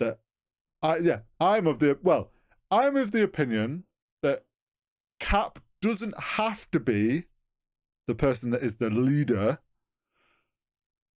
And I'm okay if the story is like Strange is about it's Sam, and there's a bit of a like, who wants to be the one to step up and lead? And I'm okay if it is Sam. But these people being like, oh, Sam's not Avengers ready, or I think are wrong. I actually have an incredibly strong opinion on this. If Cap is in the Avengers, he absolutely should be the leader. And it is not because he's Captain America. It is because of who gets to be Captain America. The kind of person that becomes Captain America is the kind of person that will act in a like we discussed with Strange before, yeah? Yeah. He's a better person now, but he's still got a massive ego. He's still going to try and do dangerous, dumb shit that doesn't need to be done, like we saw with the spell in No Way Home. Yeah. Whoever is Captain America, because of the person that is Captain America, they are always going to go, right, what is safe, responsible, and the smart thing to do right now? There is there is no reason that if Cap is part of the roster, and like there's not always a Captain America on an Avengers roster, but there will be in the MCU. Yeah. Cap should be the leader. I'm absolutely okay for Doctor Strange to be a bit of a cock end and try and go, you don't even have any powers. I think I'll take charge. And then Sam gets to have a Captain America moment of, hold the fucking phone, you're such an egotistical prick, you managed to crash a car and ruin your medical career. I think I'll leave, thanks. Yeah, I mean, in the state that we saw Sam in this film, I don't know if, like, from a character perspective, I don't think his character mentally is in a place of, like, would just straight away step up to being, like, I think he's still battling with that, and I'm okay with this idea of, like, sure, maybe he helps bring this group together, and maybe he's not leader straight away because he's unsure. And like you say, we get Doctor Strange is also like, let's be honest, you might be the Cap, but you're not the Cap. And like, there's this bit of a balance, and then it's only then Sam, like, something happens, or Sam kind of realizes, no, I am, like, and steps up. And then there's this respect of, okay, now, sure, Sam is like, he is now being Cap and being the leader. I am absolutely okay for that. Of Sam brings the people together, but he doesn't feel like he can be the leader. It breaks down into arguments of everyone fighting over what to do, and then like the Shield takes over, and he's like, "Right, this is what we're gonna do." I'm okay for it to be portrayed that way. Yeah, but what I don't want is an Avengers film where he is not the leader. At least once by the they end have of it. a leader, yeah. Once a leader is made apparent, if it's not Cap, it's pointless. Because obviously a lot of the discussion, people have been like, oh, he shouldn't be leader, he's not the true Cap, or he's not ready. And I think people aren't really looking at it from a story perspective of like, can he become leader? They're all like, oh, right in this specific moment, he shouldn't be leader of the Avengers. Why is he making the Avengers? I think it's safe to assume that new Falcon, he's going to be on the Avengers. Obviously, Strange is potentially about, but I don't think he's going to be like in the film. Well, I don't think he's going to be an official Avenger. No, Strange is always part of teams, but never part of teams. He's like, shit needs to happen here to protect Earth. That's my job, so I'm going to work with you guys to get it done. If I need a membership card to do that, sign me up. Yeah, he's also a bit like, Sorcerer Supreme has more responsibilities than just being the Avengers. Like, I've got other shit to deal with. It'll be interesting to see who he does build, and if it's any of the Thunderbolt lot, if it's any of the ones we were thinking are going to become Young Avengers, or if they still do get to be sided to the Young Avengers.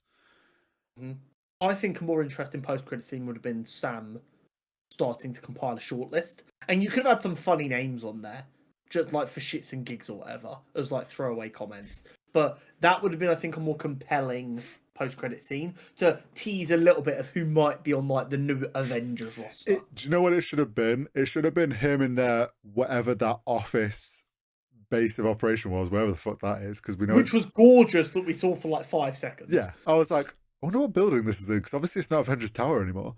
Yeah, and the window was like a his Captain America logo with the wings. Yeah. I'd love if it was like Jacqueline had got back from the hospital and walked in, and he's on a whiteboard with like a list of names, and his name's already crossed off, and he's like, "Wait, is this the Avengers list?" And he's like, "Why is my name already crossed off?" And he jokingly is like, "Oh, well, you're not ready yet," but actually it means he's already in. Yeah. But no, it's very, very good. Here's my thing. This is not a bad film. No. It is, like I said, 80-85% good. I think with like very minor tweaks to how I personally would have preferred it, would have made this genuinely a great film. I think people wanted to hate this film.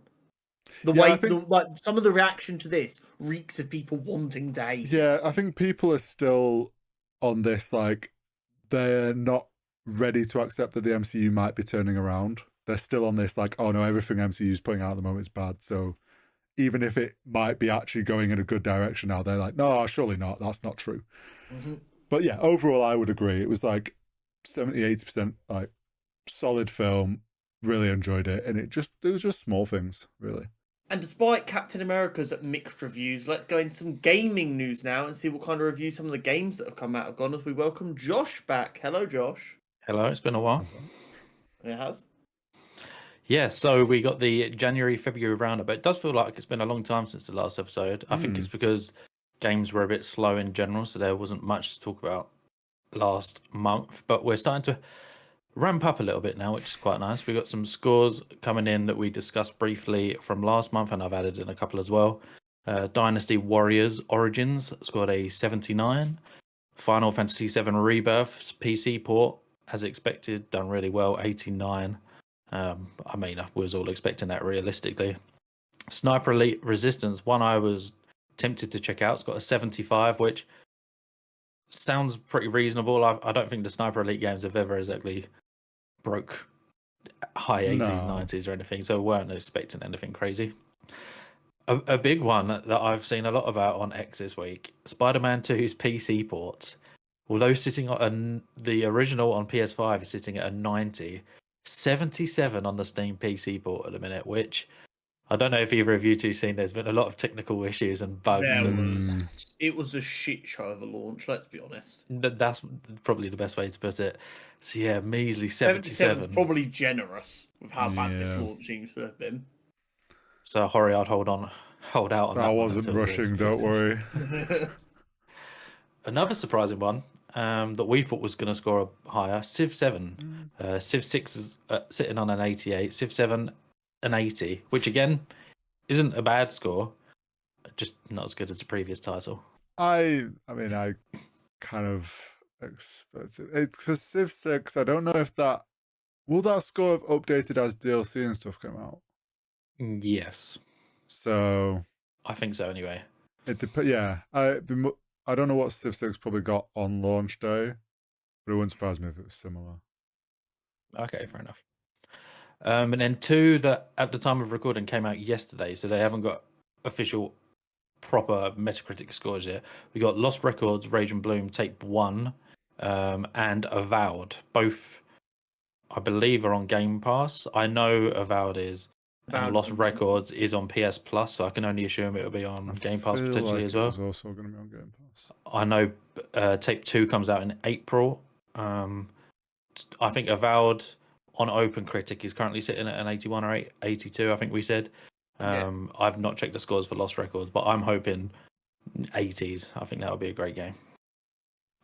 Yet to release, so finally things are starting to ramp up a little bit. In January, obviously, apart from there was a few ports in there and a couple of games, a lot of them games came out in February, actually, just within the last couple of weeks. But with March, April, it's starting to pick up a bit now. We got Like a Dragon, Pirate Yakuza in Hawaii, 21st of Feb. One that Horry will be hoping does well, as he's got that in his fantasy critic. The sports fans are going to be feasting. We got PGA Tour coming out on the 21st of Feb with WWE 2K25 and MLB The Show 25 on the 14th of March. So lots of sports games coming out. Sonic Racing Cross Worlds, which we saw at the Sony State of Play the other day, 21st of Feb, I believe, this Friday again. Is that correct? Yeah. Big one. I can't remember who's got this in the Fantasy Critic. It's going to score numbers. Monster Hunter Wilds is finally coming out after about 30,000 presentations. Friday, the 28th of Feb. Split Fiction, one that I know we're all looking forward to. Con very much so, because he's got this one in his Fantasy Critic. 6th of March, I will be there. And to reminder to anyone who wants to play this with their friend, only one of you needs to own the game, same as It Takes Two. So if one person buys it, you can split the price, which is always nice. Cool, a little rhyme there, like that. Rise of the Ronin is getting a PC port on my birthday, the 11th of March. Strange plug. I wouldn't get too excited about this because I don't think it scored very well anyway on Don't worry, I'm not excited for your birthday, mate. Oh yeah, I mean, fair enough. And then there was a couple of games I cut off because we'll discuss in next month's episode. We got Assassin's Creed Shadows next month, which I'm very much looking forward to. Get delayed again. I'm very confident from all the stuff that they've been showing us recently.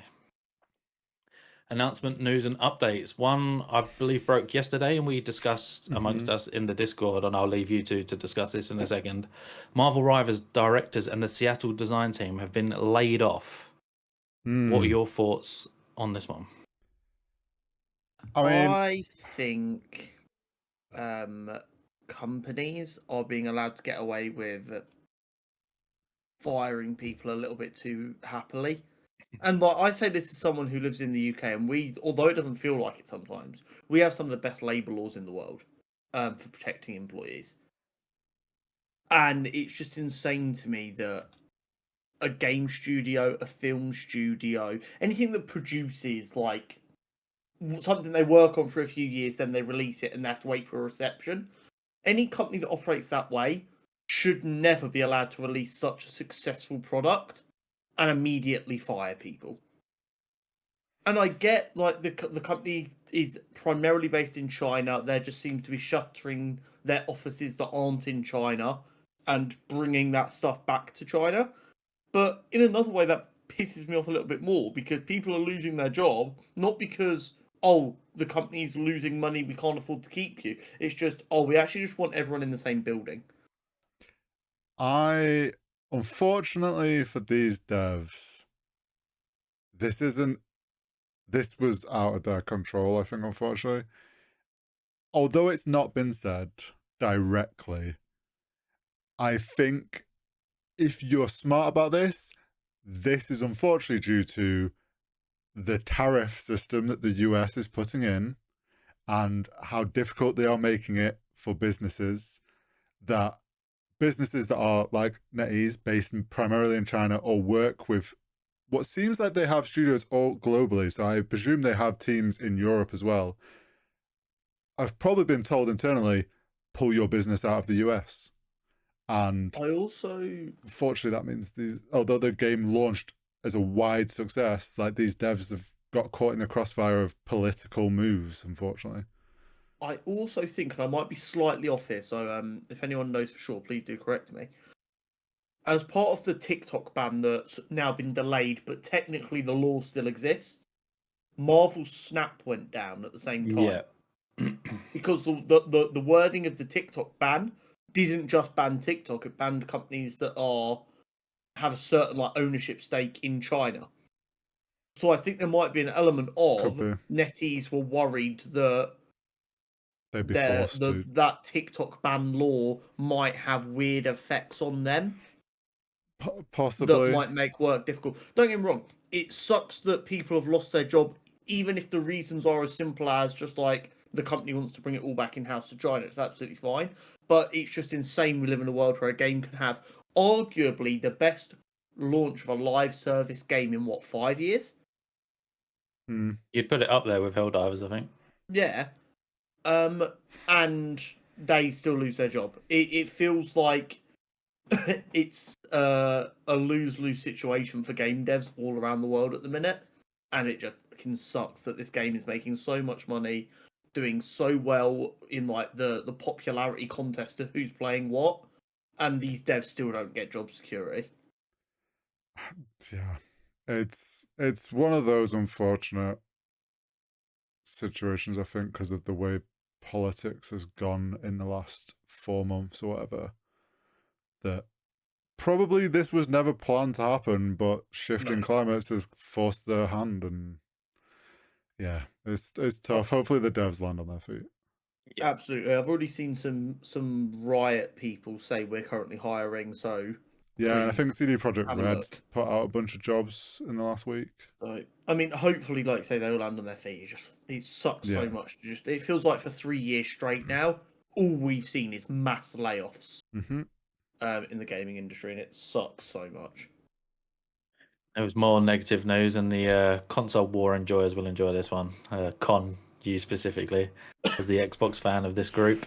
PS Plus was down for a multi-hour service outage last week or the week before, I believe. Like nearly 24 hours, wasn't it? Yeah. Multi-hours played it down. I think it clocked in at 28 hours when no one could get on. And it was like another 10 after that before everyone was back on. Yeah, so some people experienced 38 hours of downtime, which is diabolical. How much is PlayStation cheapest version for a year?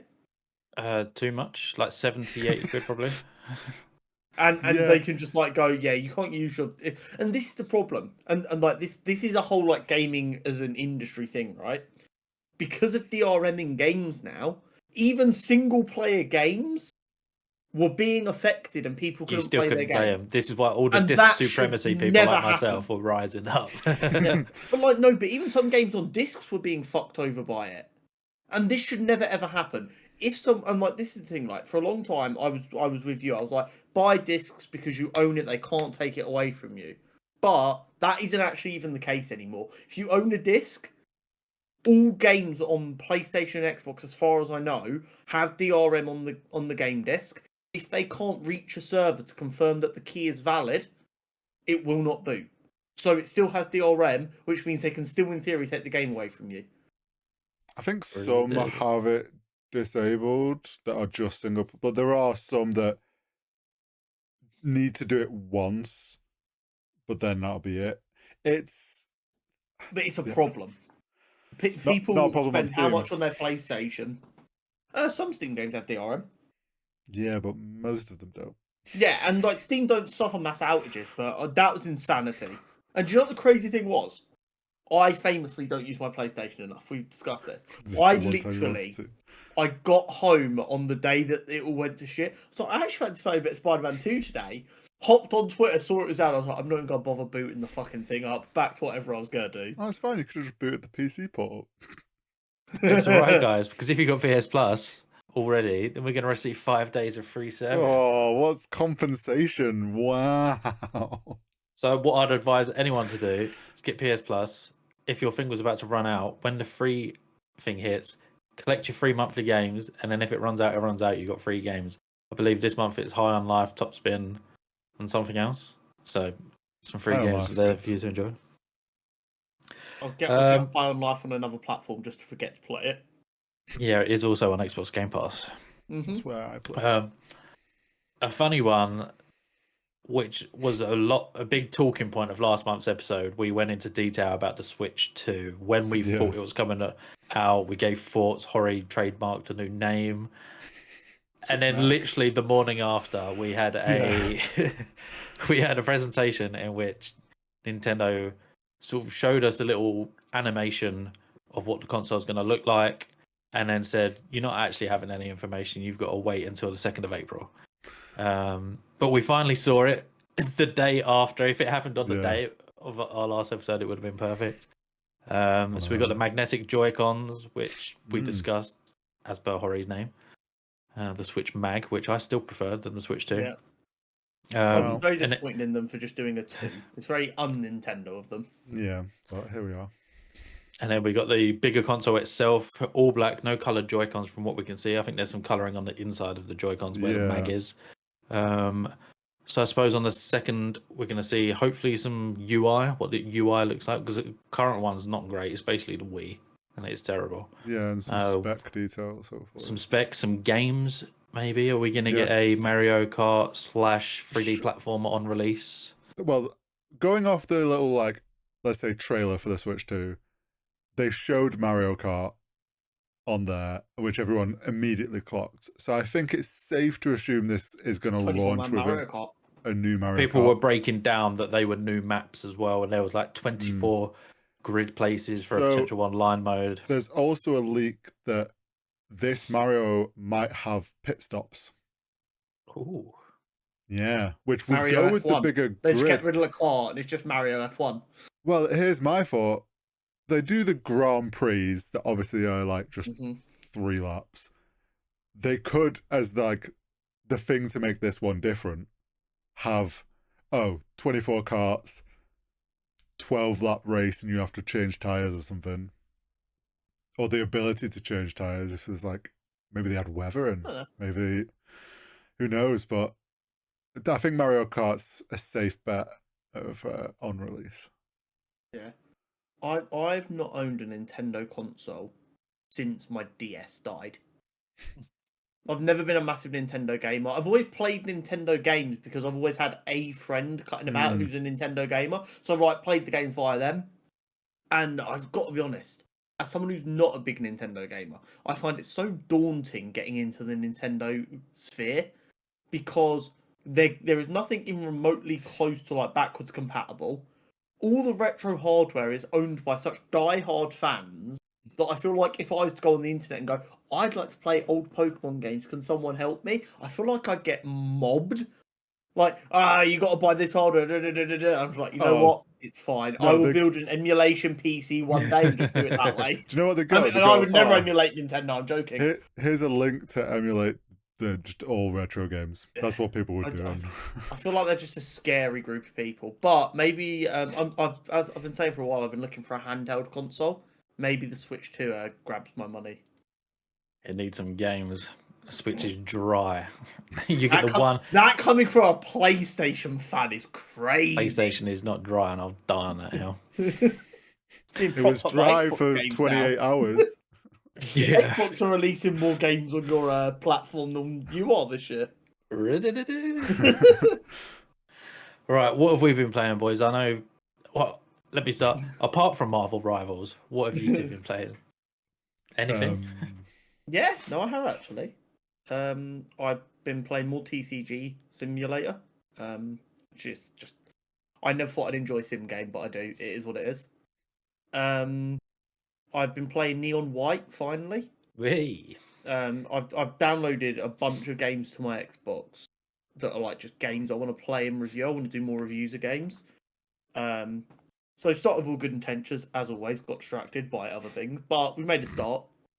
Gone back to play some more Cyberpunk. The thought of a new PC and how pretty it's gonna look was just like, I should just go play it anyway because it's a great game. So I've been doing that again. And we will be playing Deadlock soon. It has been reinstalled. So we need to set up a day for the three of us to lose on one and be dog shit at Deadlock again. Whoa. Speak for hang on a yourself. minute. Yeah. Oh, I'm gonna troll and tank so hard that you will buy osmosis. To be fair, we haven't played it so long. We're probably all washed at the game. Oh, the people who've been playing that game non-stop since we left are going to be phenomenal now. And we're not going to know what planet we're on. It's fine. There'll be builds to follow.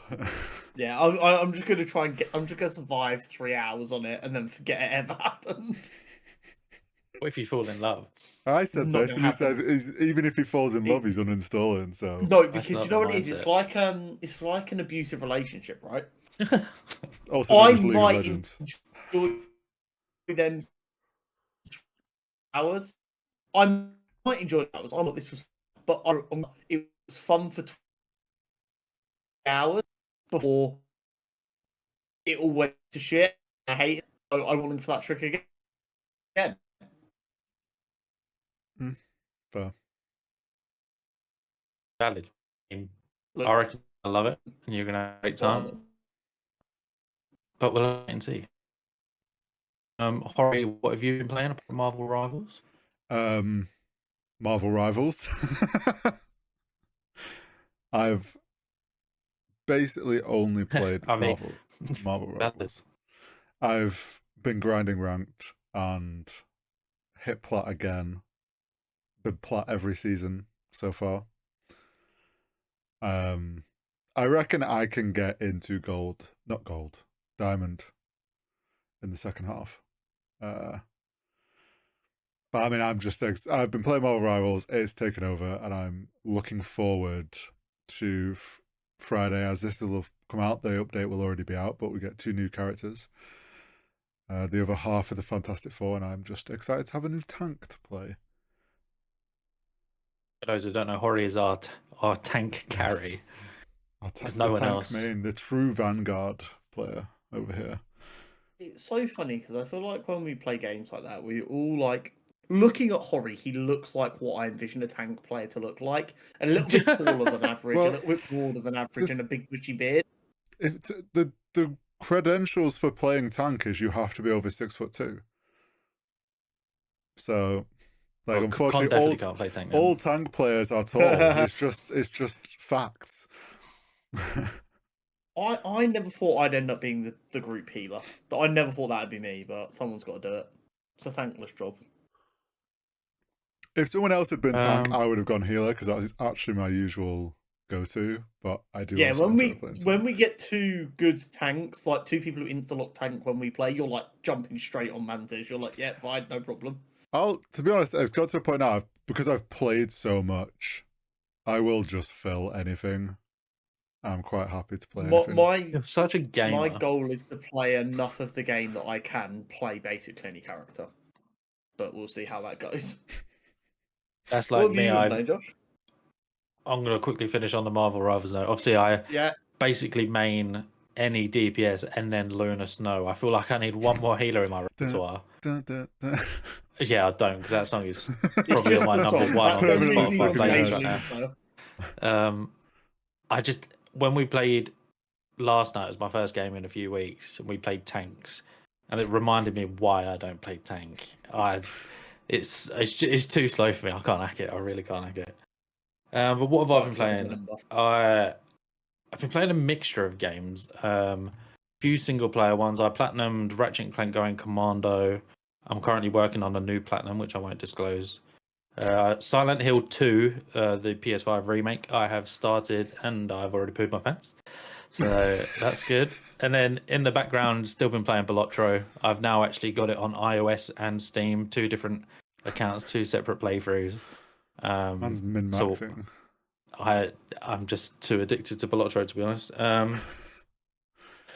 I said to myself I wouldn't start loads of games and then not finish them, but at the minute I've got Silent Hill, this Platinum game I'm working on, Black Myth Wukong, Life is Strange. I've got about 4 or 5 games on the go, which I said I wouldn't do, but I'm trying to get through the backlog before some of these new games come out in March. Probably won't happen, but I'm enjoying what I am playing. To just record every time you play a horror game. I just need you to record your entire playthrough or stream it, and just upload it unedited. Because I would watch the fuck out of that. I am such a loser for horror game playthroughs because I just don't have the balls to play myself.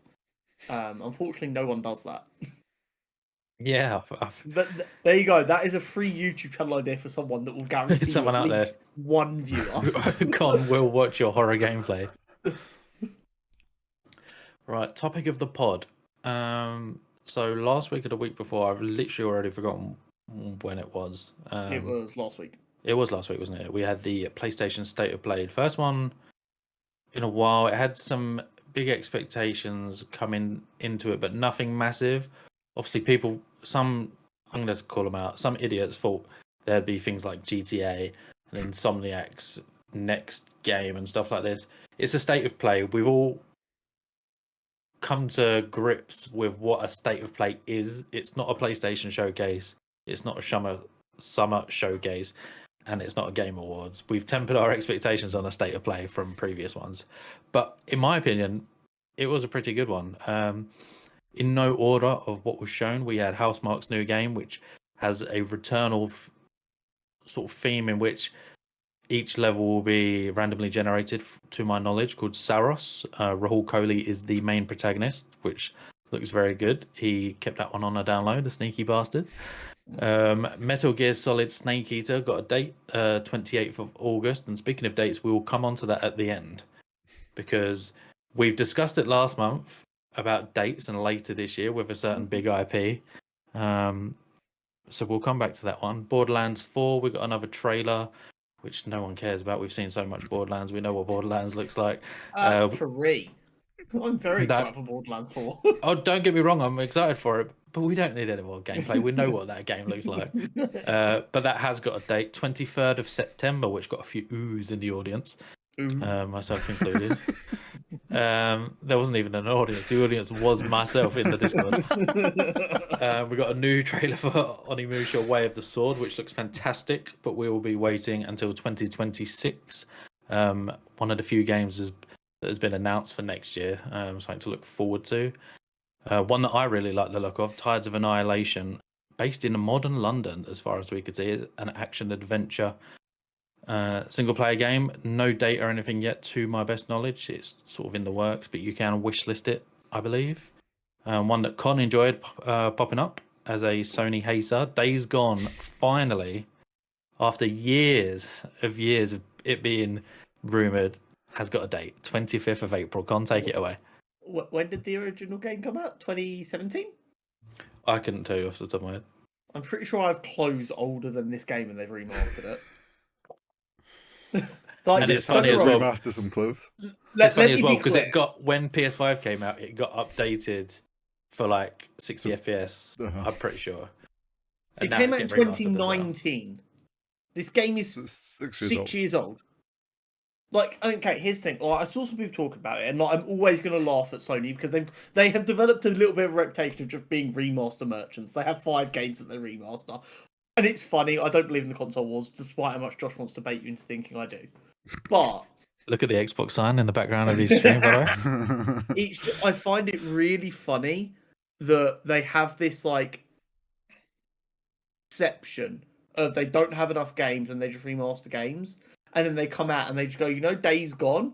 And me, as a normal gamer, I'd be like, a sequel? That's interesting. And they're like, we're going to make it again. It's not an old game.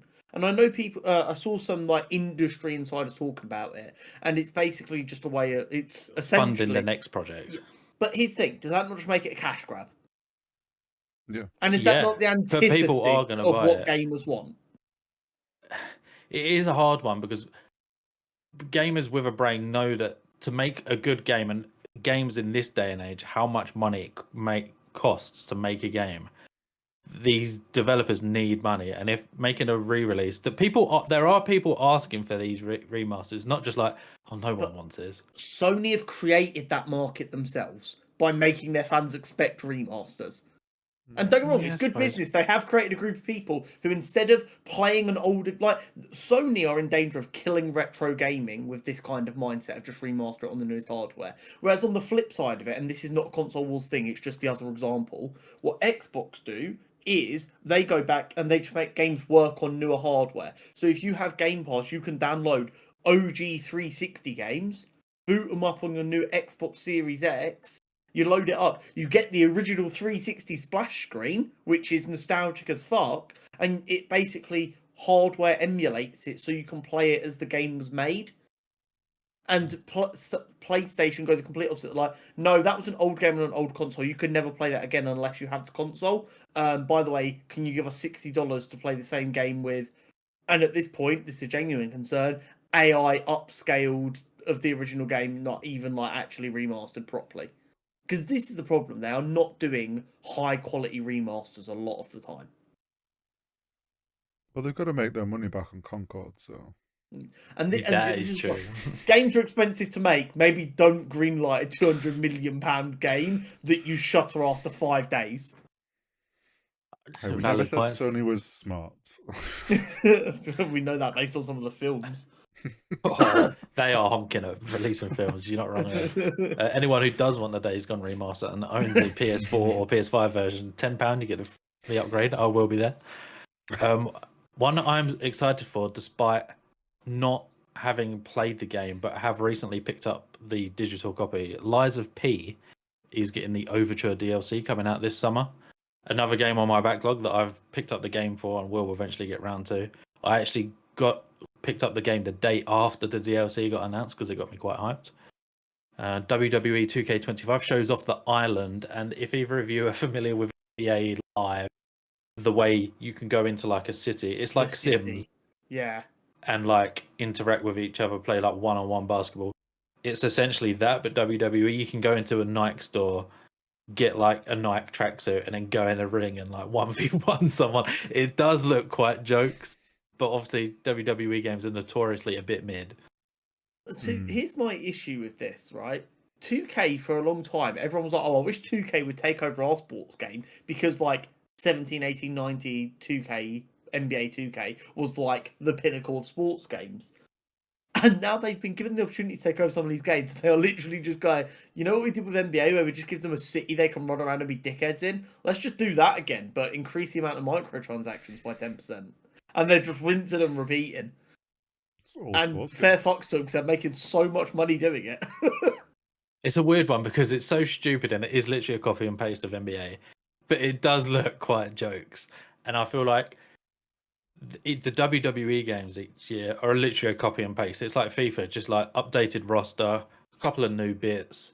Whereas I feel like they're just trying to get something fresh in the game, aren't they? For people to actually give them a reason to buy 2K. Because a lot of people I know will just play the one from the year before because it, come the end of its life cycle, always gets added to a Game Pass or a PS Plus type thing where the game becomes free to play.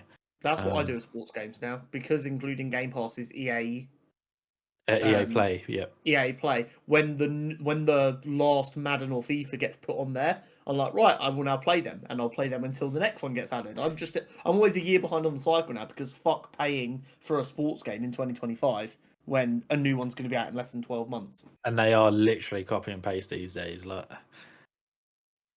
But yeah, WWE looks quite jokes. A friend of mine might pick it up, and I'll probably wait for reviews before I go anywhere near it, to be completely honest. Another game that I look interested in, and a late release date for this year, October 2nd. I believe it's one of the latest dates we have for a confirmed game this year. It's led by supermassive sci-fi horror called Detective 8020. Looks pretty cool. The main protagonist, you two will recognise, Lashana Lynch from the MCU, playing various characters. So one to keep an eye out. Again, it's a strange one where it's made by Supermassive. their games can be so hit and miss with the sort of story narrative. So we'll have to wait and see. That could be really good. It could be really bad. I don't think there will be any middle ground. Sounds about right for Sony. Yeah. Oh, referee. Hell Is Us, one I'm looking forward to. Also got a date of September the 4th, 2025. So as you'll see by that, we have got a few dates for later on in the year. And I know last month we discussed that, and I think the last 3 months before that, are people too scared to put out a date for later this year, knowing that GTA 6 hasn't got a date? Well, evidently now we can see that might not be the case. So what do Rockstar do now? Is there inside information? It will be pushed to 2026, so people are getting a bit more comfortable putting a date out. Are they putting it out just knowing we need to publish the game? Like, we can't just keep waiting for Rockstar to do something. What are your thoughts?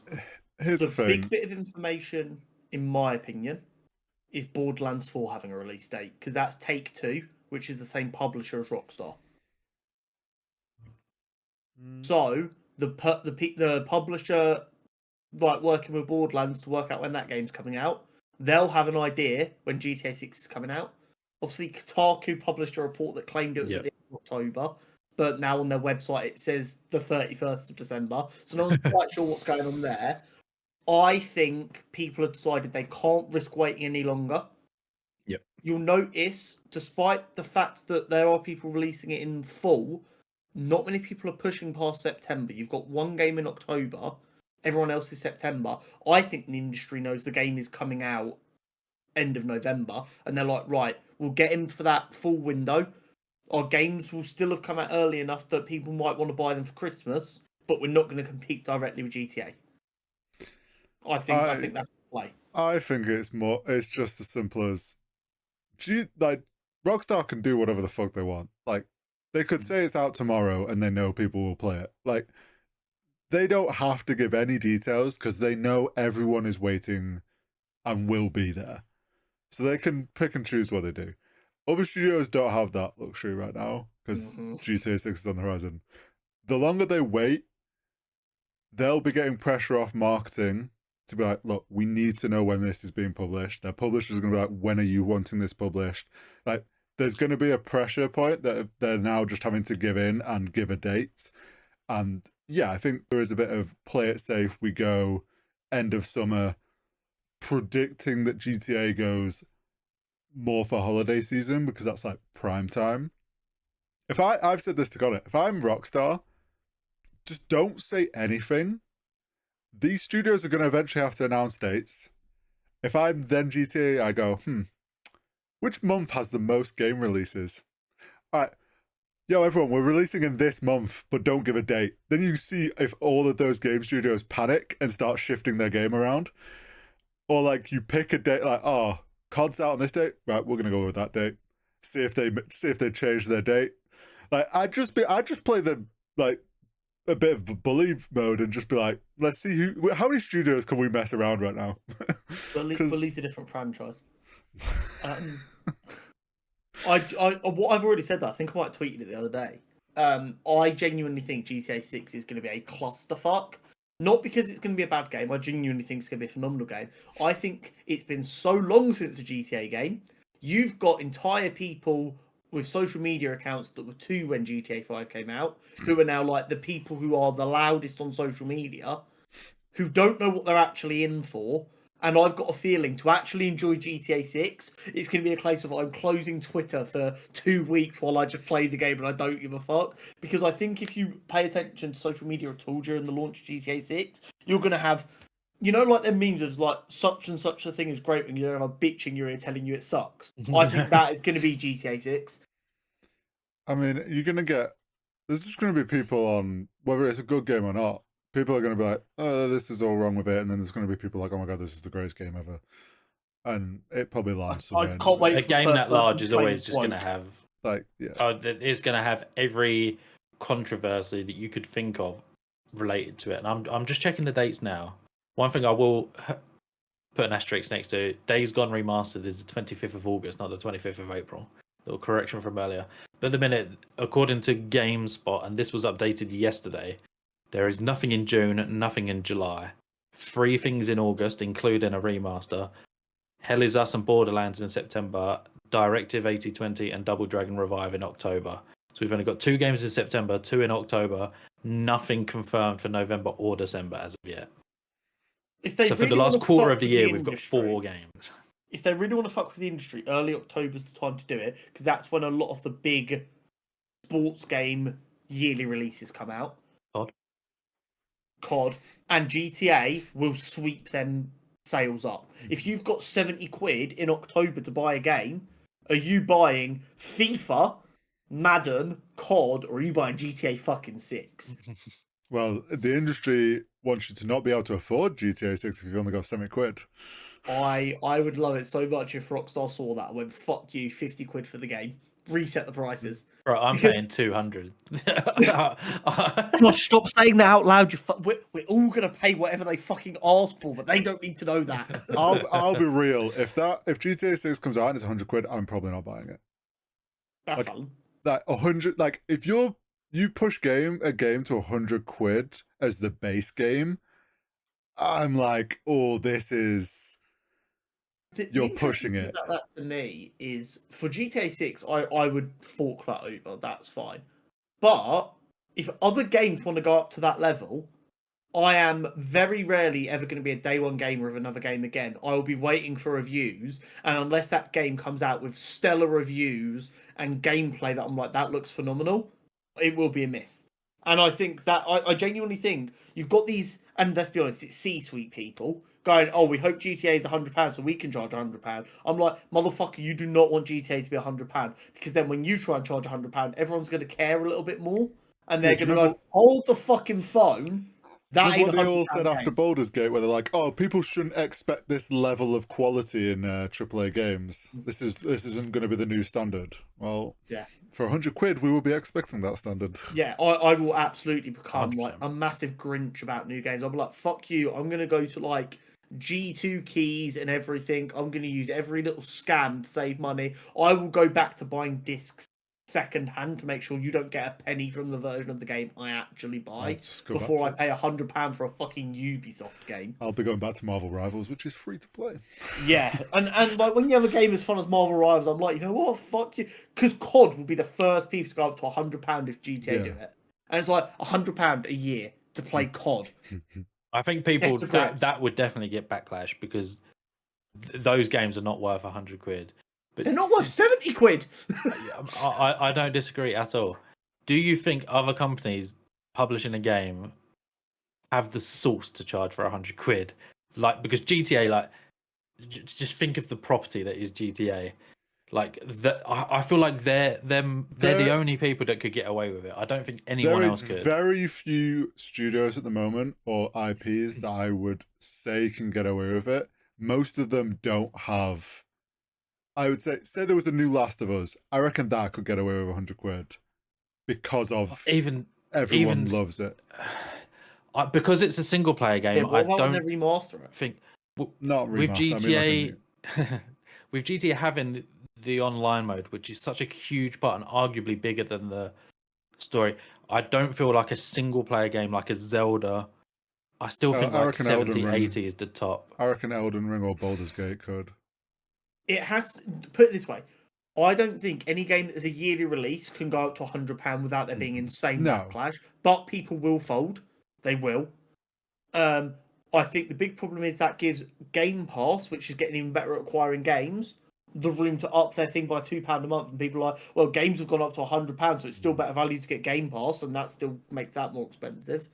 I think the reason GTA 6 is allowed to consider that is because they've been working on this game for 12 fucking years. They've invested a fuck ton into this game, and it's expected to probably end up being one of the greatest games ever made. So there's an argument that because of what people are expecting this game to be, yeah, it's worth that. However, if it's £100 and then launch day reviews aren't stellar, it goes bad for Rockstar very quickly. Is it also fair, though, for them to charge 100 quid if, let's be real, as soon as that game's out and the multiplayer, there's going to be microtransactions for all the multiplayer stuff. which that's what GTA 5 has lived off. Like, we know that's Those rated shark money. cards. Yeah. So, like, you Crazy could argue money. they don't need to charge Crazy. £100 a game because the GTA Online community has been funding Exactly. GTA 6 the entire time. You're absolutely right. I don't think any game it's has the credit really to be £100 nowadays. I don't think we should have allowed games to get past £50, but we did. It's one of them things, though. You got. It's such a hard one because as the consumer, you want it as cheap as possible. But to make these games, they need money. Okay, Yes but they and no. in the exact same time frame, they went from £50 to £70 games, and every game is out the fucking wazoo with microtransactions on top of that. To actually enjoy, and I mean genuinely enjoy, a FIFA, a Call of Duty, a yearly release game now, without spending an ungodly amount of hours grinding just so you can have access to things, you're spending £100 a year anyway. Like, I genuinely think the average person, and don't get me wrong, I know there is no actual average when it comes to this because they have whales and stuff, but I imagine Call of Duty, FIFA, etc. bank on the average person buying the game at £70 and spending about £30 on microtransactions. So they're probably netting about £100 per player anyway. But the problem is, wanting that up front when all of these games are dog shit is the problem. And I completely agree that no, we shouldn't be allowing it, but this exact same conversation was being had when they went from 50 to 70. And once again, we had this conversation. It was like, oh yeah, the game's more expensive now. It's like, I don't give a fuck. We, for the last 2 years, have watched them fire everyone and work people harder. You don't get to do that. Up your game prices and then go record profits. This and the thing as well, let's be real. I'll go Luigi Mangione on these motherfuckers. Watch me. In the last 12 months, I would say you could probably look back and most of the most popular games were all indie games in the £30 range, which then just proves like why are you worth charging £100? Like, all these AAA studios haven't really been producing AAA games. Lotro, £12. Yeah, exactly. And that is the only potential upside of £100 becoming the new standard for a AAA. Is more people are going to go fuck that noise, and indie games might get a bit more love. But indie games don't exist as well on consoles, which is where the majority of gamers are. Like, you have to be an incredibly successful independent game to have the funds to port your game to PlayStation and Xbox. And even then, Xbox will probably come in and just slap you in the face and go, we're going to put you on Game Pass. They'll get paid a bag for that. And it's funny you say that because my next question was going to be scrap the... Obviously, there'll be ways to buy the game separately. Do you think Sony or Xbox drop a bag to try and get Can't afford it. GTA as a Game Pass or PS Plus option? Obviously, aside from that, with the ability to buy the game separately. They cannot afford it. Yeah, I think Rockstar would want too big. Like, it wouldn't be... They would, like, especially with Game Pass, they aren't making enough of Game Pass to know that that'll warrant... Like, the money coming in from subscriptions, they would severely lose out money on how many people would then... Yeah, they'd sign up for Game Pass for GTA, but it would... GTA 5... It would have to be such a spike to balance out the cost of what they've probably had to pay to get GTA. GTA 5 did, what was it, like 1.5 billion in the first year when games were £50. Sony and Microsoft cannot afford the projection of what Rockstar expect GTA 5 to make, especially if that £100 rumour is true. They just can't afford it. It's as simple as that. And also, they'd have to pay so much for that, and it will be like a monthly thing. They might be able to afford it in a year's time. When Rockstar go, right, we're not selling many new units of this now. So to get more people to try it out, we'll let Xbox put it on Game Pass for 6 months for 50, 60, 70, 80, whatever fucking amount of million. And then that'll like get a bunch of people to play it for a few months and go, fuck, I need to have this game available all the time. But I don't think they can afford it. Maybe I'm being naive there. No, I mean, I reckon they could maybe throw the bag. I actually don't know if Rockstar gets enough value out of it. Because as soon as it goes on Game Pass or PlayStation, like they are making another deal cut with those platforms when they know they can just sell it themselves and people are gonna buy it. And like you say, it's in a year maybe they would. I don't think they would, because the rumor is in 6 to 8 months is when they're gonna then release the PC port, which I think is so dumb that they're not doing that day one. But that's another topic. Like, so a year on, they're then gonna have an influx of all the PC people finally getting their hands on it. Then you're gonna get the start of the GTA 6 RP, because finally the PC stuff with no pixel and all that. So they're going to be fine, just chugging along on their own. I don't think they need any help. Yeah, I completely agree. And the last thing to add after that discussion regarding dates and prices, when do you think we get a date? How late do they leave it? I think Summer Game Fest. They're going to announce on September 4th on my birthday that GTA 6 is coming out, and I'm going to get it exclusively a day before anyone else, and I'm going to stream it for 24 hours. It's going to be a shadow drop on Con's birthday. Yeah. No, on my birthday, I'm going to get a call from your man at the top of Rockstar. He's going to be like, we want to debut GTA 6 on your stream. And I'm going to go, okay, let me just wake up and realise that I've shit myself, and then we'll have a conversation. I think, realistically, for marketing purposes, you would release the next teaser trailer at Summer Game Fest, and you would say it's coming in, say, October. You don't put a hard date on it. Question for you, though. Genuinely, I want your opinion on this. An announcement for the release date of GTA 6 is genuinely a bigger announcement than some entire video games. Oh, 100%. Do they just shadow? I know it sounds ridiculous. Do they just shadow drop the release date, or do they not spend 2 weeks doing a countdown to the release date announcement? I think I know it's not a very Rockstar thing to do, but that's what the marketing team will want to do. I think it makes more noise if they shadow drop it. Like, people will freak out more if we just got a trailer out of nowhere than if we were like, oh, there's this build up to a trailer. Okay, but what if, like, on the Rockstar and the GTA accounts on X and Instagram, they go silent, and then every day at 1 o'clock or whatever, it's just 14, 13, 11, 12. I think they'll be concerned now with, obviously they were forced to show the trailer last time. They didn't want to, / maybe weren't ready. Does putting a countdown out give leakers chance to find it again? A chance to dig before? It's a hard one. People are knobheads and have ruined. They're like the Fabrizio Romano of video games, just spoiling everything. But if that's the case, wouldn't Summer Games Fest also concern them, because the amount of people who have to be involved in making that happen? Yeah, but surely they could do it in a way of like all internally. It could you could have it set up that like it is a last minute decision if that trailer is going to get shown or not. Like, it would be a pain for production, but like it's the sort of thing where they would accommodate, like, on the day, are we dropping this trailer? One more thing. Yeah. It's a weird one, because I know GTA is so big that people would literally pay other people to leak it.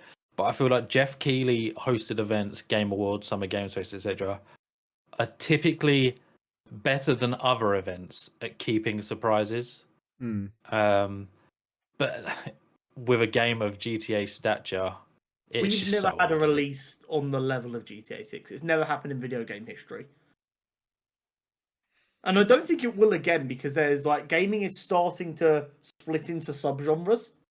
And we're like right at the precipice of gaming. You could say you're a gamer and everyone's like, right, well, that means anything. Like, people can say they're into cars, but you're like, why is that like a muscle car or like an Asian style car and stuff like that? I think we're at the point where gaming is going to go that way. So this might be the last opportunity for the entire gaming universe to be excited about one fucking game.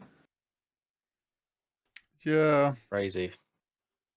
It's going to be nuts, whatever happens, when it happens. This is our moon landing. That's what this game is. It's our moon landing. Our parents This is saw the people video walk on the game moon. In Barbenheimer. 10 years, they'll be telling us that it was faked. Yeah, it was faked. GTA Our grandkids 6 are like, doesn't "You exist." didn't play GTA 6. It never existed." That wasn't I was GTA there. 6. God That damn was it. just GTA RP. It never existed. Imagine the gaslighting from grandchildren. GTA never existed, Granddad. It did. I That lived would it. go crazy. And to round out that crazy discussion, Rockstar, tease us. I beg you, do something. Instead of doing a quiz this week, I'm starting to run out of questions. So we have a top 10 list, and it's not a head-to-head. You're going to be working. So I need to assert my dominance. you can turn off your competitive streak on for this one. So I've got a top 10 list. You two have got to work together. You're going to go answer for answer. Of giving the 1 to 10 list, and the list for this episode is, as per IGN, what are the top 10 best-selling video games of all time? Of all time. All time. So the list was made in August 2024, but it was updated as recently of yesterday. Okay. To keep the figure, I believe it's a rolling document by IGN where they keep the sales figures up to date. Okay. Oh God! Every time you get one, I'm gonna tick it off, and you're just gonna bounce off each other. So who would like to kick us off? In any order, and you just tell us, "Oh, that was number one." Yeah. Okay. You don't have to do it in order. To clarify, are there any free-to-play games on there that they can't like downloads for? I'm not telling you. Okay, because I've got 2 that I think would be in there, but I don't know if free-to-play games are going to count. Okay, do you want to start horror fly? Top 10 best-selling video games. That's all I'll say. I feel like an easy one has to be GTA 5, right? I'd be amazed if it's not top 10. GTA 5 is number 3. I was going to say, I'd be amazed if it's not top 3. Okay. Yep, it's number 3 with over 200 million. I'm going to make note of what. Yesterday. Right, so GTA was number 3. Mm-hmm. I think Tetris should be number 1. Tetris is number 1. In the Tetris company's most recent documentation, 400 million or something ridiculous. 520 million. Fucking hell. Hey, it's a mint game. It's a mint game. Well, yeah. But... 520 million. And to give a perspective, that's first place with 520 million. Second place has got just over 300 million. So there's a 220 million sales gap between 1 and 2. Whose go is it? I mean, Horrors, wasn't it? if Tetris is that, then I'm like Pac-Man. You had to buy a whole machine for Pac-Man. He's not in the top 10. Yeah. Oh. Is Minecraft number 2? Minecraft is number 2. You're getting cooked. 2-1. It's not a competition. With over 300 million copies. So you've got 1, 2, and 3 at the minute. Yeah. Okay. Now it starts getting harder. See, this is individual games. It's not franchises, so there's not going to be COD or FIFA or anything like that. No. To confirm, it is Horry's turn next. Yeah. I thought we were working together. Alternate answers, please. You could discuss, for sure. I don't know how many... My guess... I'm going to go with Elden Ring. Elden Ring is not in the top 10. I think it's just a little bit too new. I suppose. Is Fortnite in there? Fortnite is not in the top 10. Okay, so which gives you a preface. Yeah. I was going to say that'll tell us if I didn't want to give it away. Yeah, so Roblox isn't going to be in there either. If it was like most like downloaded games of all time, they would both be like right in there. Yep. Oh fuck, this makes it a lot harder. Yeah. Most bought games of all time. Is it going to be something insane like Mario, one of the Mario Party games? No, again, there's been so many of them. Here's the thing. I'm guessing this will include sales across multiple platforms if it's the same game. Yeah, I would assume so. So Skyrim. Oh, that's a brilliant shout. That's got Skyrim is number 8 with 60 million Yeah. copies. Because that was released on so many fucking platforms. Yeah, I mean, the you gotta joke was think- that you play it on the fridge. Yeah. I mean, like the top 3, Tetris is on multiple Nintendo Yeah. devices, phones, Minecraft and GTA on every Yeah. platform. Like, Horry, do you reckon remasters count? Because The Last of Us might have a chance. I see. That's why I don't know if they'll count them as different. Fuck it, we'll waste to go on it. Okay. The Last of Us. is not on the list. Fuck. Remasters don't count, son of a bitch. What games have sold insanely well? Do you reckon Black Myth Wukong went nuts enough to get in that to the top 10? Possibly. This is really fun seeing you two like debate on what it could be. I'm Because really that did set records. It did, and like it captured the Asian market so strongly. I think that's. Is it my go or your go now? Sure. We'll go Black Myth Wukong. Black Myth Wukong is not on the list. Oh. Fuck. It's so fun seeing you two there debating it and then having the answers right there. So Skyrim was 8th, did you say? Was 60 8th million? with 60 million. What circa game 8, sold 60 more than million. 60 million units? Well, yeah, we've got between relatively old Skyrim and games. GTA, we have 4 games. They've got to be relatively old games because they have to have been around long enough for Yeah, multiple people to buy them. This is true. And they can't be that old. Like, sorry, they can't be that You new. don't or really that old. buy. What games went fucking nuts? Oh, what about like a Legend of Zelda Breath of the Wild? Would it have done 60 million? Probably. I could see that doing 60 million. That's one option. Yeah, fuck it. Zelda Breath of the Wild. I think it's a really I good thought call. Breath of the Wild was going to be on like here. 11th. However, it's not in the top 10. It's got to be like PS3 360 era games when there was less games about, Halo and they've had. 3? Would one of the Halo games have sold enough? If any of them, it'll be Halo 3. Okay, go for it. Go Halo 3. Halo 3 is not in the list. Fucking hell. So to confirm, you are missing 10, 9, 7, 6, 5, and 4. Yeah. What games went fucking stupid big? Fuck it, Pong. Is not in the top 10. Fuck. I thought there was gonna be like another Tetris trap in there. I just know they're gonna be angry that we didn't think of some of these sooner. Probably, yeah. What? We're probably gonna be. None of the Gears of Wars would have sold that many because they're exclusives. We've got to get rid of kind of any exclusive games. They're too limited, I think. There's one game I would have. Halo was exclusive. I don't think of that. There's one game that I would have said quite early on that you haven't said yet, and it has been discussed. Wait, Overwatch was a game you could buy. Would Overwatch have sold 60 million units in the time you could buy it? I don't think so. I've had a thought. World of Warcraft you buy. Oh, yeah, of course. And then you pay the subscription. World of Warcraft. Yeah.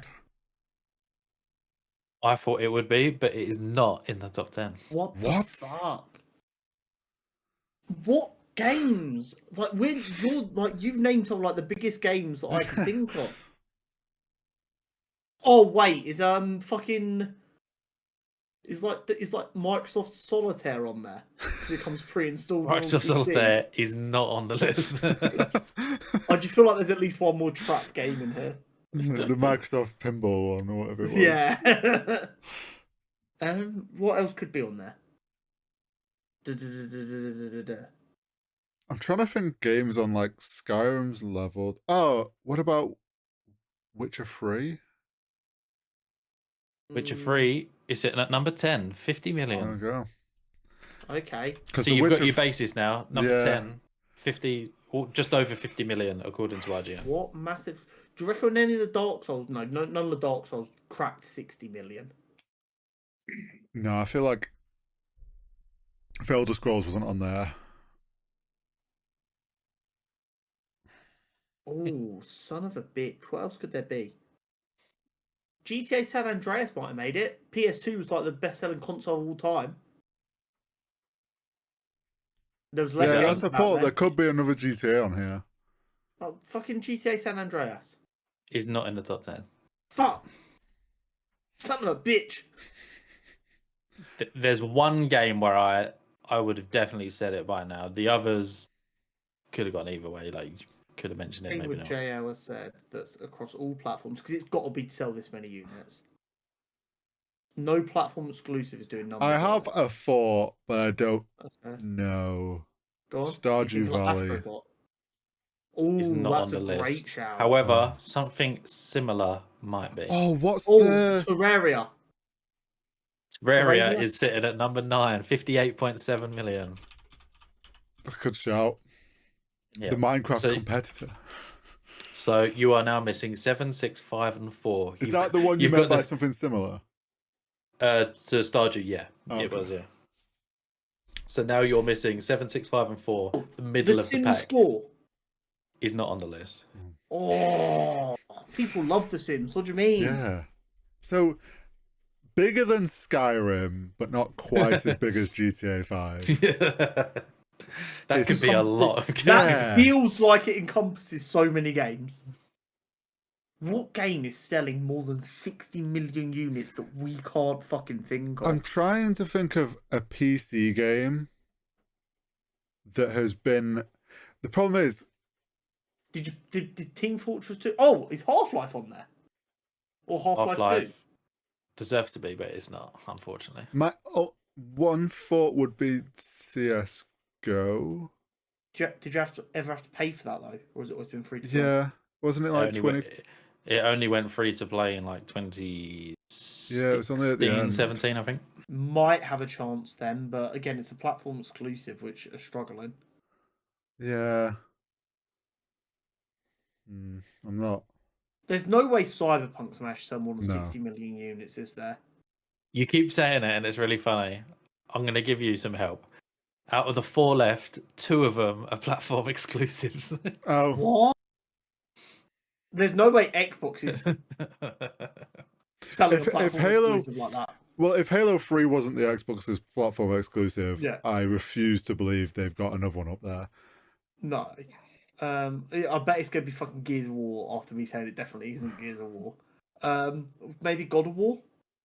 But if The Last of Us hasn't, what fucking PlayStation game is doing numbers like that? There's no way Spider-Man did 60 million points. I've just tried to... Oh, no, it's not platform exclusive, though. But my They thought even was... sold 60 million PS4s and PS5s. I don't even know what the numbers of the consoles are. Oh, wait, is Astro's Playroom on there? Is that fucking counting? It's not.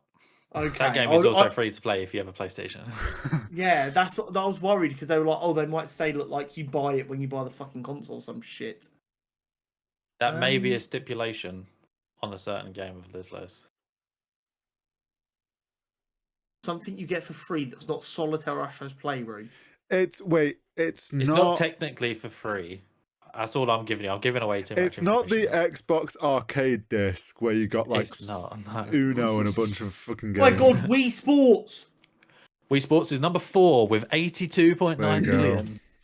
Good shot. I was like, it's weird there's not been a Nintendo game. What Nintendo game did fucking numbers? Yeah. Wii Sports did insane numbers. The original Wii came with Wii Sports, so I suppose they're like buffed numbers. Well, just all of the bundles it came with, so technically being because I think obviously you could buy the Wii on its own. But... What if the ones that you're saying that 2 of them are platform exclusives are both Nintendo based? Okay, so what would they be? What if one's a Pokemon game? No way. Or no individual Pokemon game selling that many, I don't think. More than 6. It's only got to beat Skyrim. That's 60 million. This is so fun. It's going to be another Wii game because that was like their biggest fucking console. Like when gaming was big. Is it like Just Dance on the Wii or some shit? Absolutely. Like if that was in the top 10 video games, I'd stop playing video. I'm trying to think, what games did everyone have on the Wii? The Mario Kart. Is it like Mario and Sonic at the Olympics or some shit? 2008 Olympics or some shit. A fantastic game, but not on the list. No, if it was going to be anything on the Wii, was it Mario Kart 8 on the Wii? I can't remember what was on the Wii. Even? And then That need be you to my- lock an answer. I don't know. Let's guess Mario Kart 8. Mario Kart 8 is sitting at number 6, There you go. which is Good the fucking Switch, grab. which is the Switch exclusive, the one that's been there basically since launch and still Oh, going it's now, the Switch one. with 70 million. The Wii version was just Mario Kart Wii. Oh, it was. So what are we missing now? Just 5? 5 7 and and 7. 5. Yep. 7 and 5. So between Mario Kart 8 and Skyrim. Well, that's between, 2 platform exclusives. Yeah. Gone. Between Mario Kart and Wii Sports. What games are fucking massive in the last kind of 15 years, realistically? Mhm. Not going to be anything Ubisoft does. Oh, no, none of the Assassin's Creed games could have had movement like No, that. Assassin's Creed good, mate. Chance. It's not got the source for top 10 of all time. I love the first Assassin's Creed so Top much, 10 but it's of not all that. It's not that time. goated. What is a game that everybody... And this is Portal's the thing. not on there. Not a chance. It's not. No. I wish it was. I wish Yeah, because the Orange Box was on there, because Yeah. Orange Box came with Team Fortress 2, Yeah. Half-Life, and Has Portal. PUBG always been free to play? Yes. I want to say yes. Trying to see if Josh can think away in his face. I'm not giving away anything, mate. Because I played a lot of PUBG, and I'm pretty sure that was always free. Because I remember they brought that to console, and I can't remember if it was free to play or not. I feel like it was on Game Pass, but I can't remember. Son of a bitch. What is between 5 and 7. Yeah, it's like such an... You'd think we'd know the biggest games of all time. You would, and then it's like... But these are such, like, just generic fucking games. It's crazy. Yeah. Trying to get inspiration from your shelf. Yeah, I've not got the heads up there. Crash Bandicoot. Is the original Red Dead Redemption on there? Surely not. What game, sorry? Original Red Dead Redemption, the first one. It is not in the top 10, No. I'm afraid. Bully won't have made it either. That's too niche. None of the I'm other trying to GTA think, games like, are on there. San what Andreas games have isn't. taken PC by storm that also were on console? Game, did everyone laugh at you if you hadn't played? That's such a joke's way of putting it. No, but these are the games that are so big that you would have got laughed at if you hadn't played them. The funny thing is, most of the big PC games are actually free to play.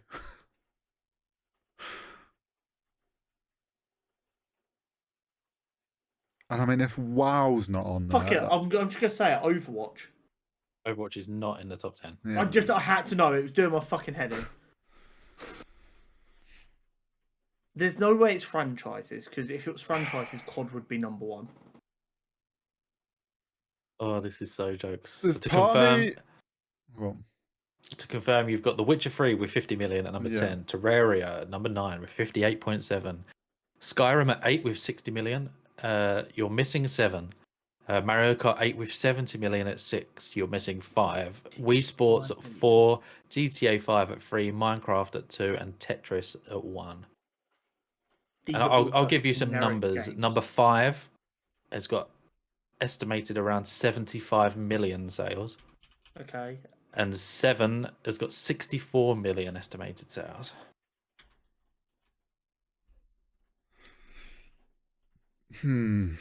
Across multiple platforms.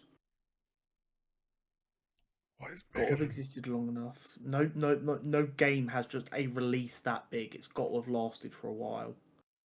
What Anyone games are watching on people still YouTube, playing? please comment down below how much you're screaming at the screen right now. Is one of these one that you would have guessed early on? One of them is. The other Okay. one's not. We're going to feel like idiots for not thinking Well, of this. one of the big popular games recently that we haven't said is Baldur's Gate 3. Do we reckon that moved the needle that much? I mean- and in such a short amount of time. It's not like we're running out of guesses. Yeah, fuck it. Baldur's Gate. Fuck it. Baldur's Gate. Baldur's 3. Gate 3. Baldur's Gate 3 is not in the list. I want to say Cyberpunk, even though I know it's not going to be on there. Cyberpunk is also not on the list. This... Somebody who's currently being sued by Nintendo. Power No chance World. Power World. Power popped off. It was on Game It- Pass though. So? Our World Won't count as a sale. Yeah, well. Is not on the list. If free-to-play games don't count, surely Game Pass installations don't count. You've. Have I'm we going to give you a bounced clue around it? before we go too long. You've mentioned one of them in full name and one of them partly.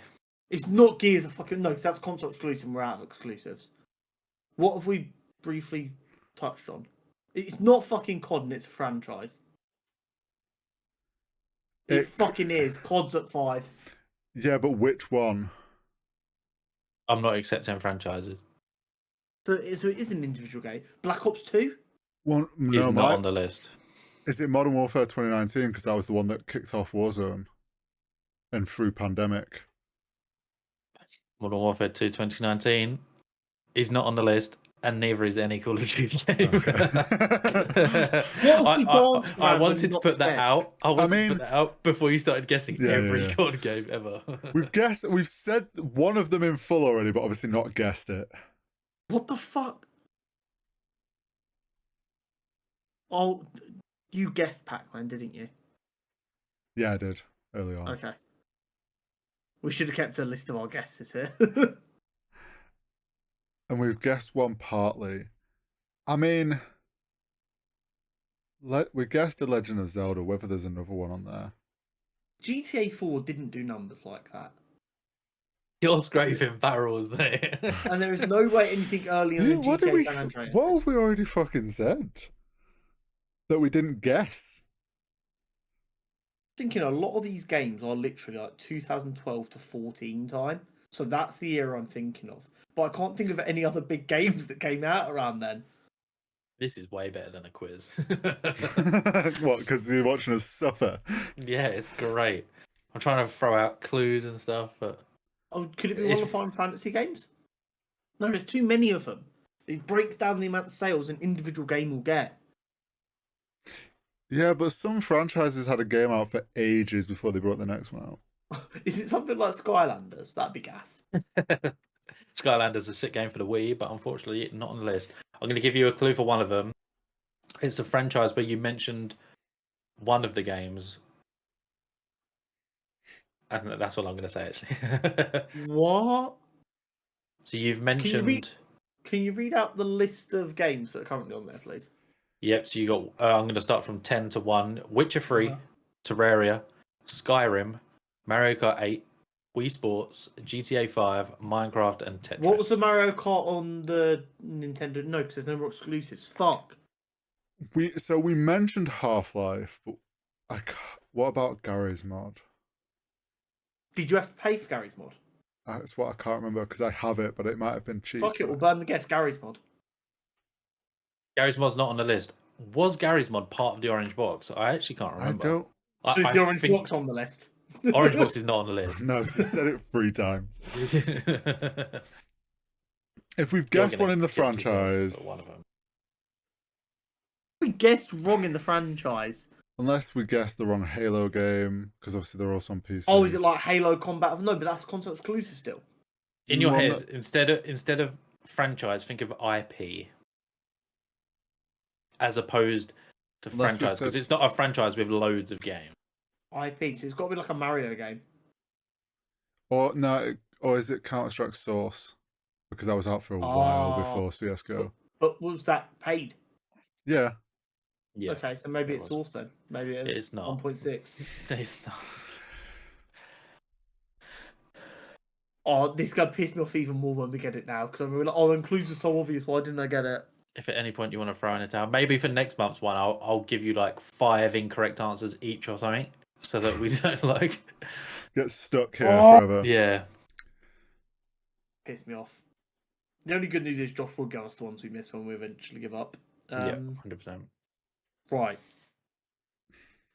We said God of War and then didn't guess it. Were any of the earlier God of War games not PlayStation exclusives? Because they changed studio, didn't they? I have a rogue guess while we're trying to think. Go on. Guitar Hero is not on the list. I like where your head's at. Though. So you've got to remember played Guitar Hero. You've got to remember you've mentioned both of these games already. No, But what have we mentioned and then not guessed? I think he's gaslighting us, sorry. I promise I'm not. An There's IP, no cards. but We've not a guessed franchise. a Halo, but I don't think any of the other Halos sold well enough. Halo 3 was There's like no way 30. Halo Infinite did numbers No. like that. Famously dog shit sales. Oh. Other Game franchises Pass as well. done Counter-Strike. Legends Auto, guess. Like Save the World Fortnite, like Fortnite Save the World edition, because you could buy that. I like the idea, but it is not on the list. I would have ripped you a new one if that had actually been the answer. I mean, I suggested a Pokemon and we didn't guess anything. Okay. No, I like where your head's at. What Pokemon could it have been? What Pokemon sold nuts? My thought is like the OG, like Pokemon Red or something. Because that's the one that everyone remembers playing. Okay. Fuck it, go for it. Pokemon Red. It's not in the top 10. Is there a Pokemon in the top 10? There is not a Pokemon in the top 10. What other fucking things did we talk I'm about? trying to remember what other franchises we discussed. Fuck. Unless you jokingly have said a sports game at the beginning. You're like, oh, there won't be a There's sports no way game. a single one of them, though, right? I don't know. Nah, I there's don't no play way a them. single one of them. But if there was, what one would it be?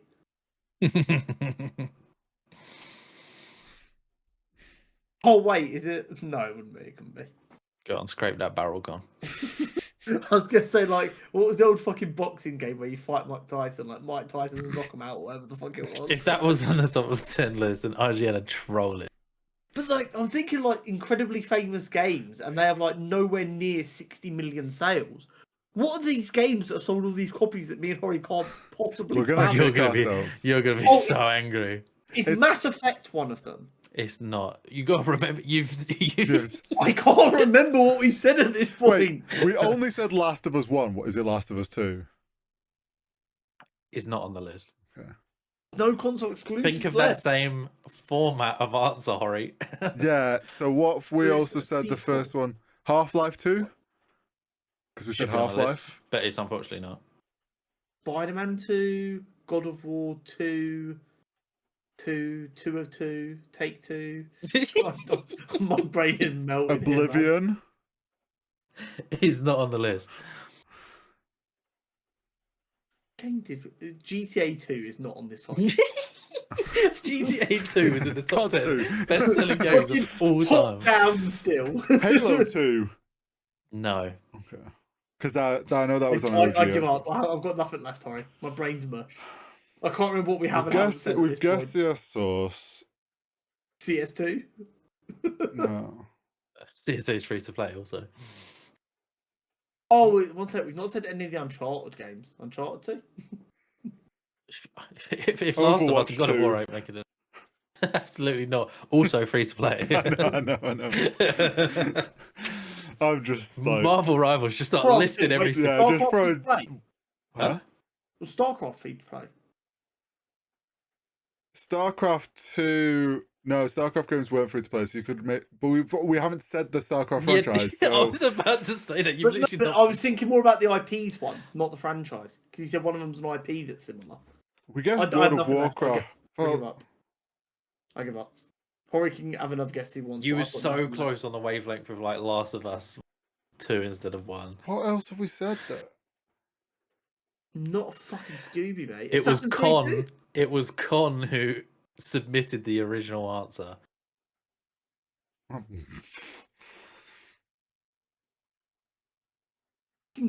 I said I'm running back the VOD.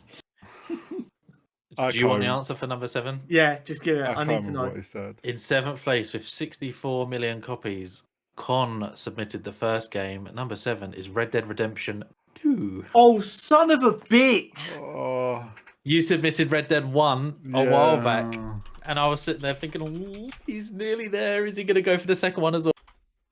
Oh, And the other one is... This is a online, not a single player game. not a single player that you have to pay for. At number 5, And it's not a with franchise 70 we've said. You've mentioned this game.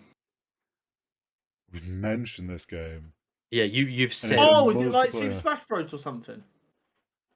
it is not. You've like openly like it was Hori. I'm just trying to get Yeah. speed this up a little bit. It was Hori who had a segment talking about this specific game. And you didn't think it fit into the best selling criteria.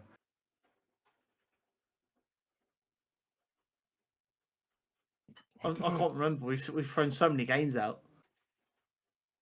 What did you say that I shot down thinking it couldn't possibly have sold that well? Oh, like a Dark Souls game. That was you. It's an online game. It's a multiplayer to confirm, game. It's not a single player game. There's what? So, God's head is in Mars is it right like now. TF2? If we go back to the orange box one more time, I'm gonna jump out the window. That's really I hate tickle me. it. I hate top 10 so That's much. proper tickle me. That I live in my own little box it's a so multiplayer much. franchise that we've said, and I got shot down, which means as soon as I got shot down, I threw it out of my brain. Oh, just fucking tell us what it is, for the love of God. At number 5, with 75 million copies, it is PUBG. I said that! That wasn't Hori who said it and he got shot down. I said it and he got shot down. I shut it down because I thought it was free to play. I remember Hori talking about it. He was like, I swear PUBG was free to play. I've got the stats up now. Released in 2017, it was paid. It wasn't until 5 years later, of January 2022, so only 3 years ago, that it went free to play. So when it first got released on console, it was paid. For the first 4.5 years on PC, it was paid. There's no way you've made me feel like a fucking mug who's like shot Hori's idea down, but it was my idea. I didn't say anyone shot it down. I remember Hori saying, "No, it was free to play. It was free to play. It won't be on the list." I fucking knew I bought that game. I have no recollection of buying that game, and I put so many hours into it. Well, you got there in the end. I think next. So obviously, this was a tester for this format instead of the quiz. I very much enjoyed it, but I think from a time perspective, we'll do 5 next time. I'll still. It will be a top 10, but you'll get 5 incorrect guesses each.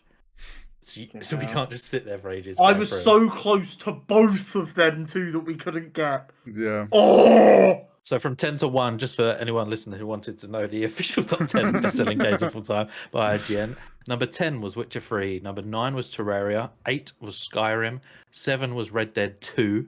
6 was Mario Kart 8. 5, PUBG, not free to play. 4, Wii Sports. 3, GTA 5. 2, Minecraft. And then with a whopping 520 million copies, Tetris. The absolute goat.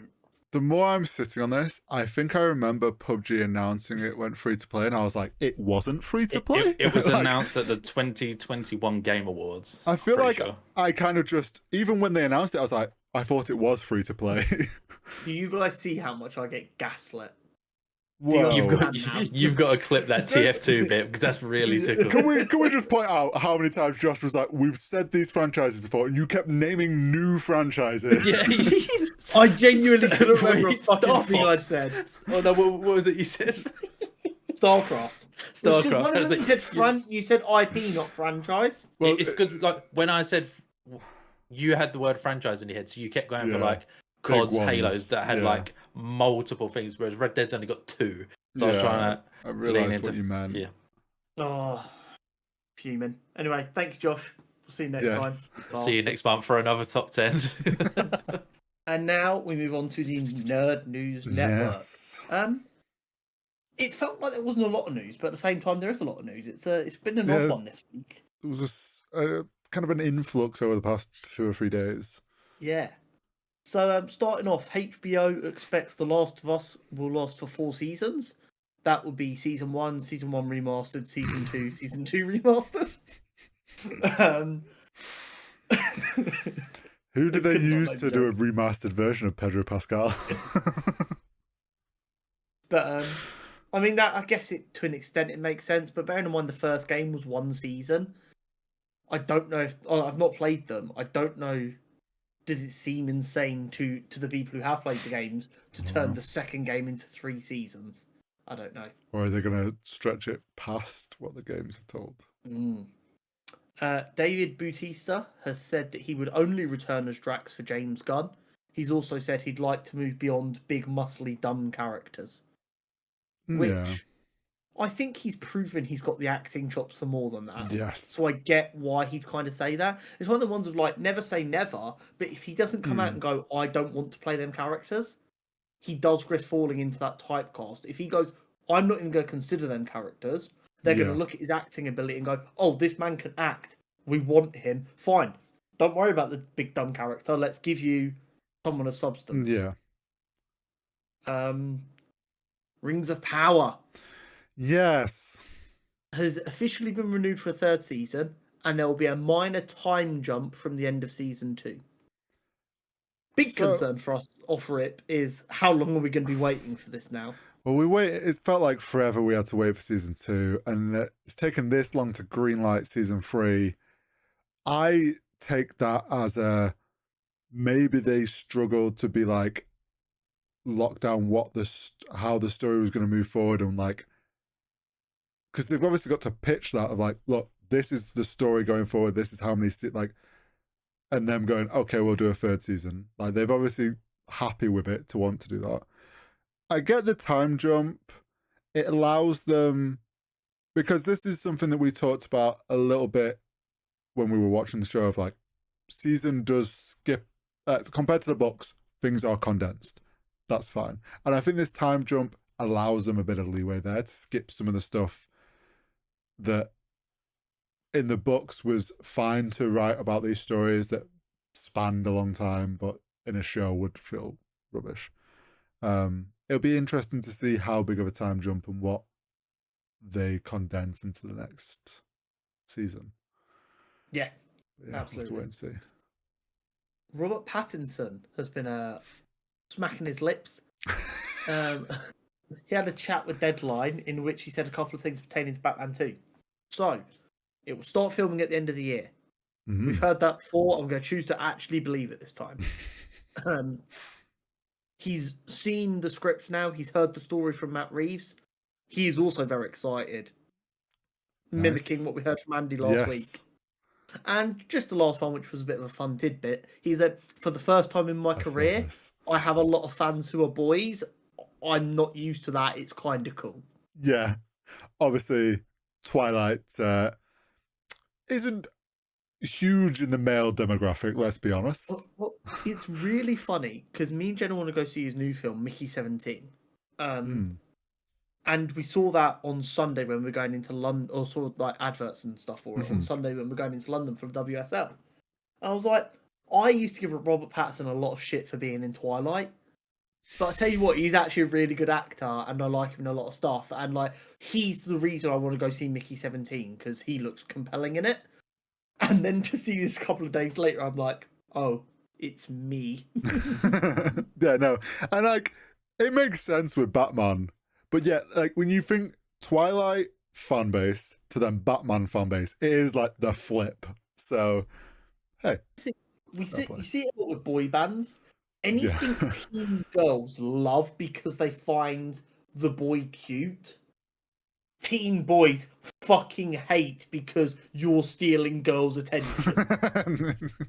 Like, every boy who grew up with a boy band hated the boy band because all the girls find you cute. Also, and that's why Justin Bieber hair was a thing, because all the girls love Justin Bieber. Guys are also, in that period of like Twilight, you're going to think, Blade vampires? Yeah, that's cool. Sparkly vampire? No. An interesting one that might get added to our ever-growing repertoire. Yes. A live-action D&D series is in the work at Netflix with Sean Levy attached as a producer. Yes, sounds very interesting, and we love the D&D film, and hopefully it's similar to that. My only concern with this is it's tied to Netflix. And we'll get one season that's phenomenal and then they'll cancel it. Yeah, I'm so scared for it to be an amazing show, be instantly hooked on this, and then after one season, like you say, they cancel it, and I'm like, no. Yeah, absolutely. But it's good. It's nice to D&D getting so much love. I need them to greenlight 6 D&D film sequels, all with random A-list cast members. I need it to be treated like Knives Out. They literally roll dice and they then use that to work out what 6 random A, B, and C list celebrities they're getting, and then they just throw them in a D&D campaign. I want them to do like the next one has Ian McKellen, but he's playing like a bard, not a wizard. Like, anything but a wizard. I think that would be hilarious. But he's dressed as you would expect a wizard.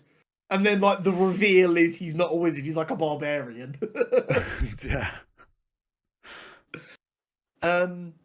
Deadline has reported that numerous directors are being considered for Clayface, with a decision being imminent. It is expected to be a $40 million budget film that's quite horror-esque, following the story, quite a famous story of Clayface, where he is an aspiring actor who goes a bit off the rails by taking a drug. Kind of similar to what we saw in the Batman animated show, Crusader. Yeah. Kind of that vibe. Not like The Substance, like a lot of people are claiming the film was a direct rip-off of. This story existed first. The fact that it is in the grand scheme of superhero films, quite a small budget film, and they're going in a horror direction, makes me excited. Well, Swamp Thing's also going gothic horror. So I like this idea that the heroes like this that do fit that more horror-esque film. Yeah. That James Gunn's like, yeah, let's just go horror. Like, it makes sense. Yeah, I like. It's good. It's good, yeah. Daredevil Born Again Season 2 has begun filming. I think it was like 4 days ago it started filming. We love this, though. The fact that they're already on to Season 2, I mean, we already knew they were doing multiple seasons, but the fact that we're going to probably have a very low wait time for Season 2 compared to most MCU projects.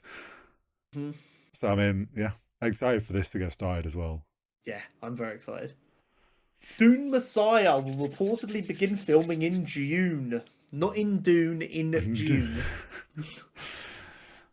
Filming Dune in June. It's so funny. I saw a post and it's like, you've got Christopher Nolan's The Odyssey already filming. You've got Dune Messiah already getting ready to film. And then it's just like, where is Batman Part 2?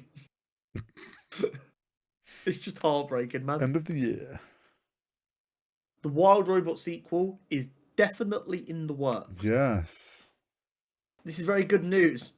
I haven't seen the first one, so I'm presuming the story ends in a way that sets up a sequel, potentially. Could do. It doesn't need a sequel, but with how gorgeous it was and how compelling it was, it's one of them ones where I'm like, it didn't need one, but I'll take one. Yeah. Now, this was something that shook the internet in a number of different ways, and I kind of fell on the wrong side of Twitter for it. Oh. First, look at Matt Damon as Odysseus in Christopher Nolan's The Odyssey, which, first and foremost, confirms Matt Damon is playing Odysseus. Yes. And it gives us our first look at anything. Now, my initial reaction was, that looked kind of cool. Then I fell onto Historian Twitter. Oh, no. Historians are not happy. Uh-oh. It is very historically inaccurate of what a person from that period of history would wear. They are very upset. Like, very upset. I guess my pushback on that is like, is the book written as it is historically accurate? Okay. Yeah. Hey, I think it looks things cool. can be changed. Because let's be honest. It might be principal photography. Just I was going to say, that is first costume, like first dress test. They're like, oh, like, here we go. Let's take some photos. We can use it to be like first look. Like, that is definitely a photo shoot to take that. That costume could very easily be changed if they want to. So I think the big point of contention was, and like I've noticed this in Hollywood films, I never realised it was a big issue though, is the big brush helmet. Yeah. They love the big brush helmet for anything set in this period of time. Yep. That big brush helmet is basically used for a very tiny bit of history. and not in this part of the world. It should have been like a leather cap almost. By the sounds of it, the armor is like completely all wrong. Historians are like sobbing on the floor. They thought they won getting the Odyssey, and they're like, no, the costumes are dog shit. The problem I see is I feel like Christopher Nolan is the sort of person to be like, I'm making my film how I want to make my film. Yeah. So, I mean, I'm sure the film's going to slap. Does it matter? Yeah. But there are people, and like just like we care about like superhero we've stuff. got to remember like how like upset I get about really poor costumes for my favorite superheroes. I imagine it's the same. I get it.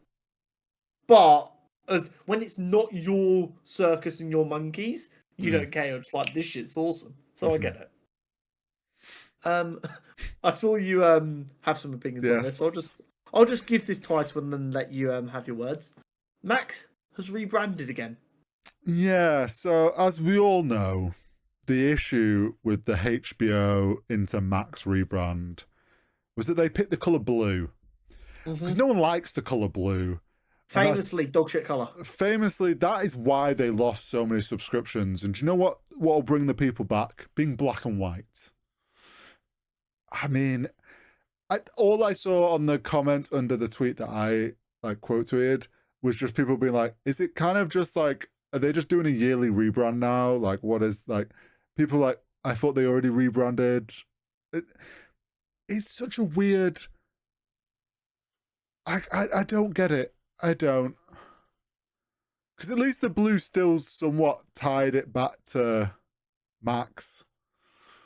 Yeah, before, I think it's more of this minimalism that we're seeing everywhere. I will not lie, back in when it was first minimalism clean was sort of coming in, I was like, oh, I love minimalism. I don't like clutter. I've come to completely flip on that opinion. I hate that everything is minimalism now. So I was exactly like you. When minimalism first became a thing, or not first started to get popular, I was like, oh my god, that looks lovely. You'd see minimalist homes. I'm like, oh, it's so clean, it's so tidy. But once you grow up a little bit, and I don't mean it's a childish thing, but once you have lived a little bit more, you are like, cool, it looks gorgeous. It's so much effort to keep it looking that tidy that it's unrealistic and it will stress you out. Well, I have flipped on its head. Although I don't buy shit for the sake of it, I like maximalism. I want lots of colour. I want lots of things. And it's not even I want to buy loads of things and consumerism. I want my home to feel lived in. I want someone to open the door and go, yes, someone lives here and it is their comfy, safe place. The problem was our generation saw minimalism and produced millennial grey. And unfortunately, that is the legacy we are going to leave behind. I'm not a millennial, thank you very much. Okay. My generation is leaving behind millennial grey. And we will never forgive you for it. my sister has picked some grey in her house. I'm like, millennial grey. And she's like, what's that? And I explained it. She was like, oh my god. So then she has green in a lot of places now. I used to hate green. Green is a very good colour if you find a nice shade. Yeah, I think a lot green. I feel like a lot of the greens you find easily are the horrible greens. Warm, earthy tones are the best.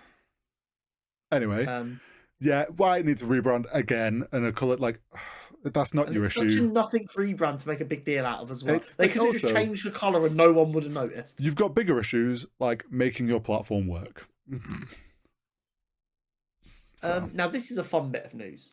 Marvel executive Brad Winderbaum has revealed they are considering bringing back more of Netflix's Defenders, i.e. Luke Cage, Jessica Jones, Iron Fist, Daredevil crew. This is great timing, as I'm currently binging everything in time for Daredevil Born Again. So, I finished Luke Cage Season 1 today. Oh, nice. So, I'm making good headway. Is it still good? Yeah, honestly, because Luke Cage was the other one that was a solid show. Season 1 of everything other than Iron Fist was phenomenal. Mm-hmm. Season 2 of Daredevil and Jessica Jones was still good. Can't remember Luke Cage Season 2. I don't know if I watched it. season 3 of Daredevil is still good. Everything else struggled a little bit as it was the back end when Netflix knew they didn't have much longer left. Yeah. And they stopped caring a little bit. Well, but a lot of it holds up incredibly well. I finished Luke Cage season 1, and one of the things I'd forgotten about was obviously Cottonmouth owns the club. And a lot of the time for like montage scenes, he would be like auditioning an act for the club. Yeah. And they would use their live performance as the backing music for the montage. And I forgot how beautifully that worked. So yeah, no, it holds up incredibly well. This is something I talked about when we were talking about Daredevil Born Again. I was like, I wonder if they try and give Iron Fist another go, let that act have another chance. It seems like Punisher's in it. They might. Yeah, we know Punisher's back. I think the rumors were incredibly high that the Jessica Jones actress was on set, although no pictures got leaked. There is like she was there is like as close to fact as you can get without evidence. I could see them bringing Jessica Jones back first because I feel like she could easily tie into Daredevil's Born Again stuff, and then if I'm MCU, I'd take the ballsy punt at Iron Fist. I'm only taking a punt at Iron Fist if I'm doing Heroes for Hire. Fair. And if they want to announce Heroes for Hire, I will pretend that I always loved Iron Fist and I never had any issues. I will flip so quickly and act like I always wanted it. Luke Cage is like, we know that they'll probably do a solid effort with that, and it'll be good if he comes back. Bringing Iron Fist back would be can you do this right this time? Like, take the chance.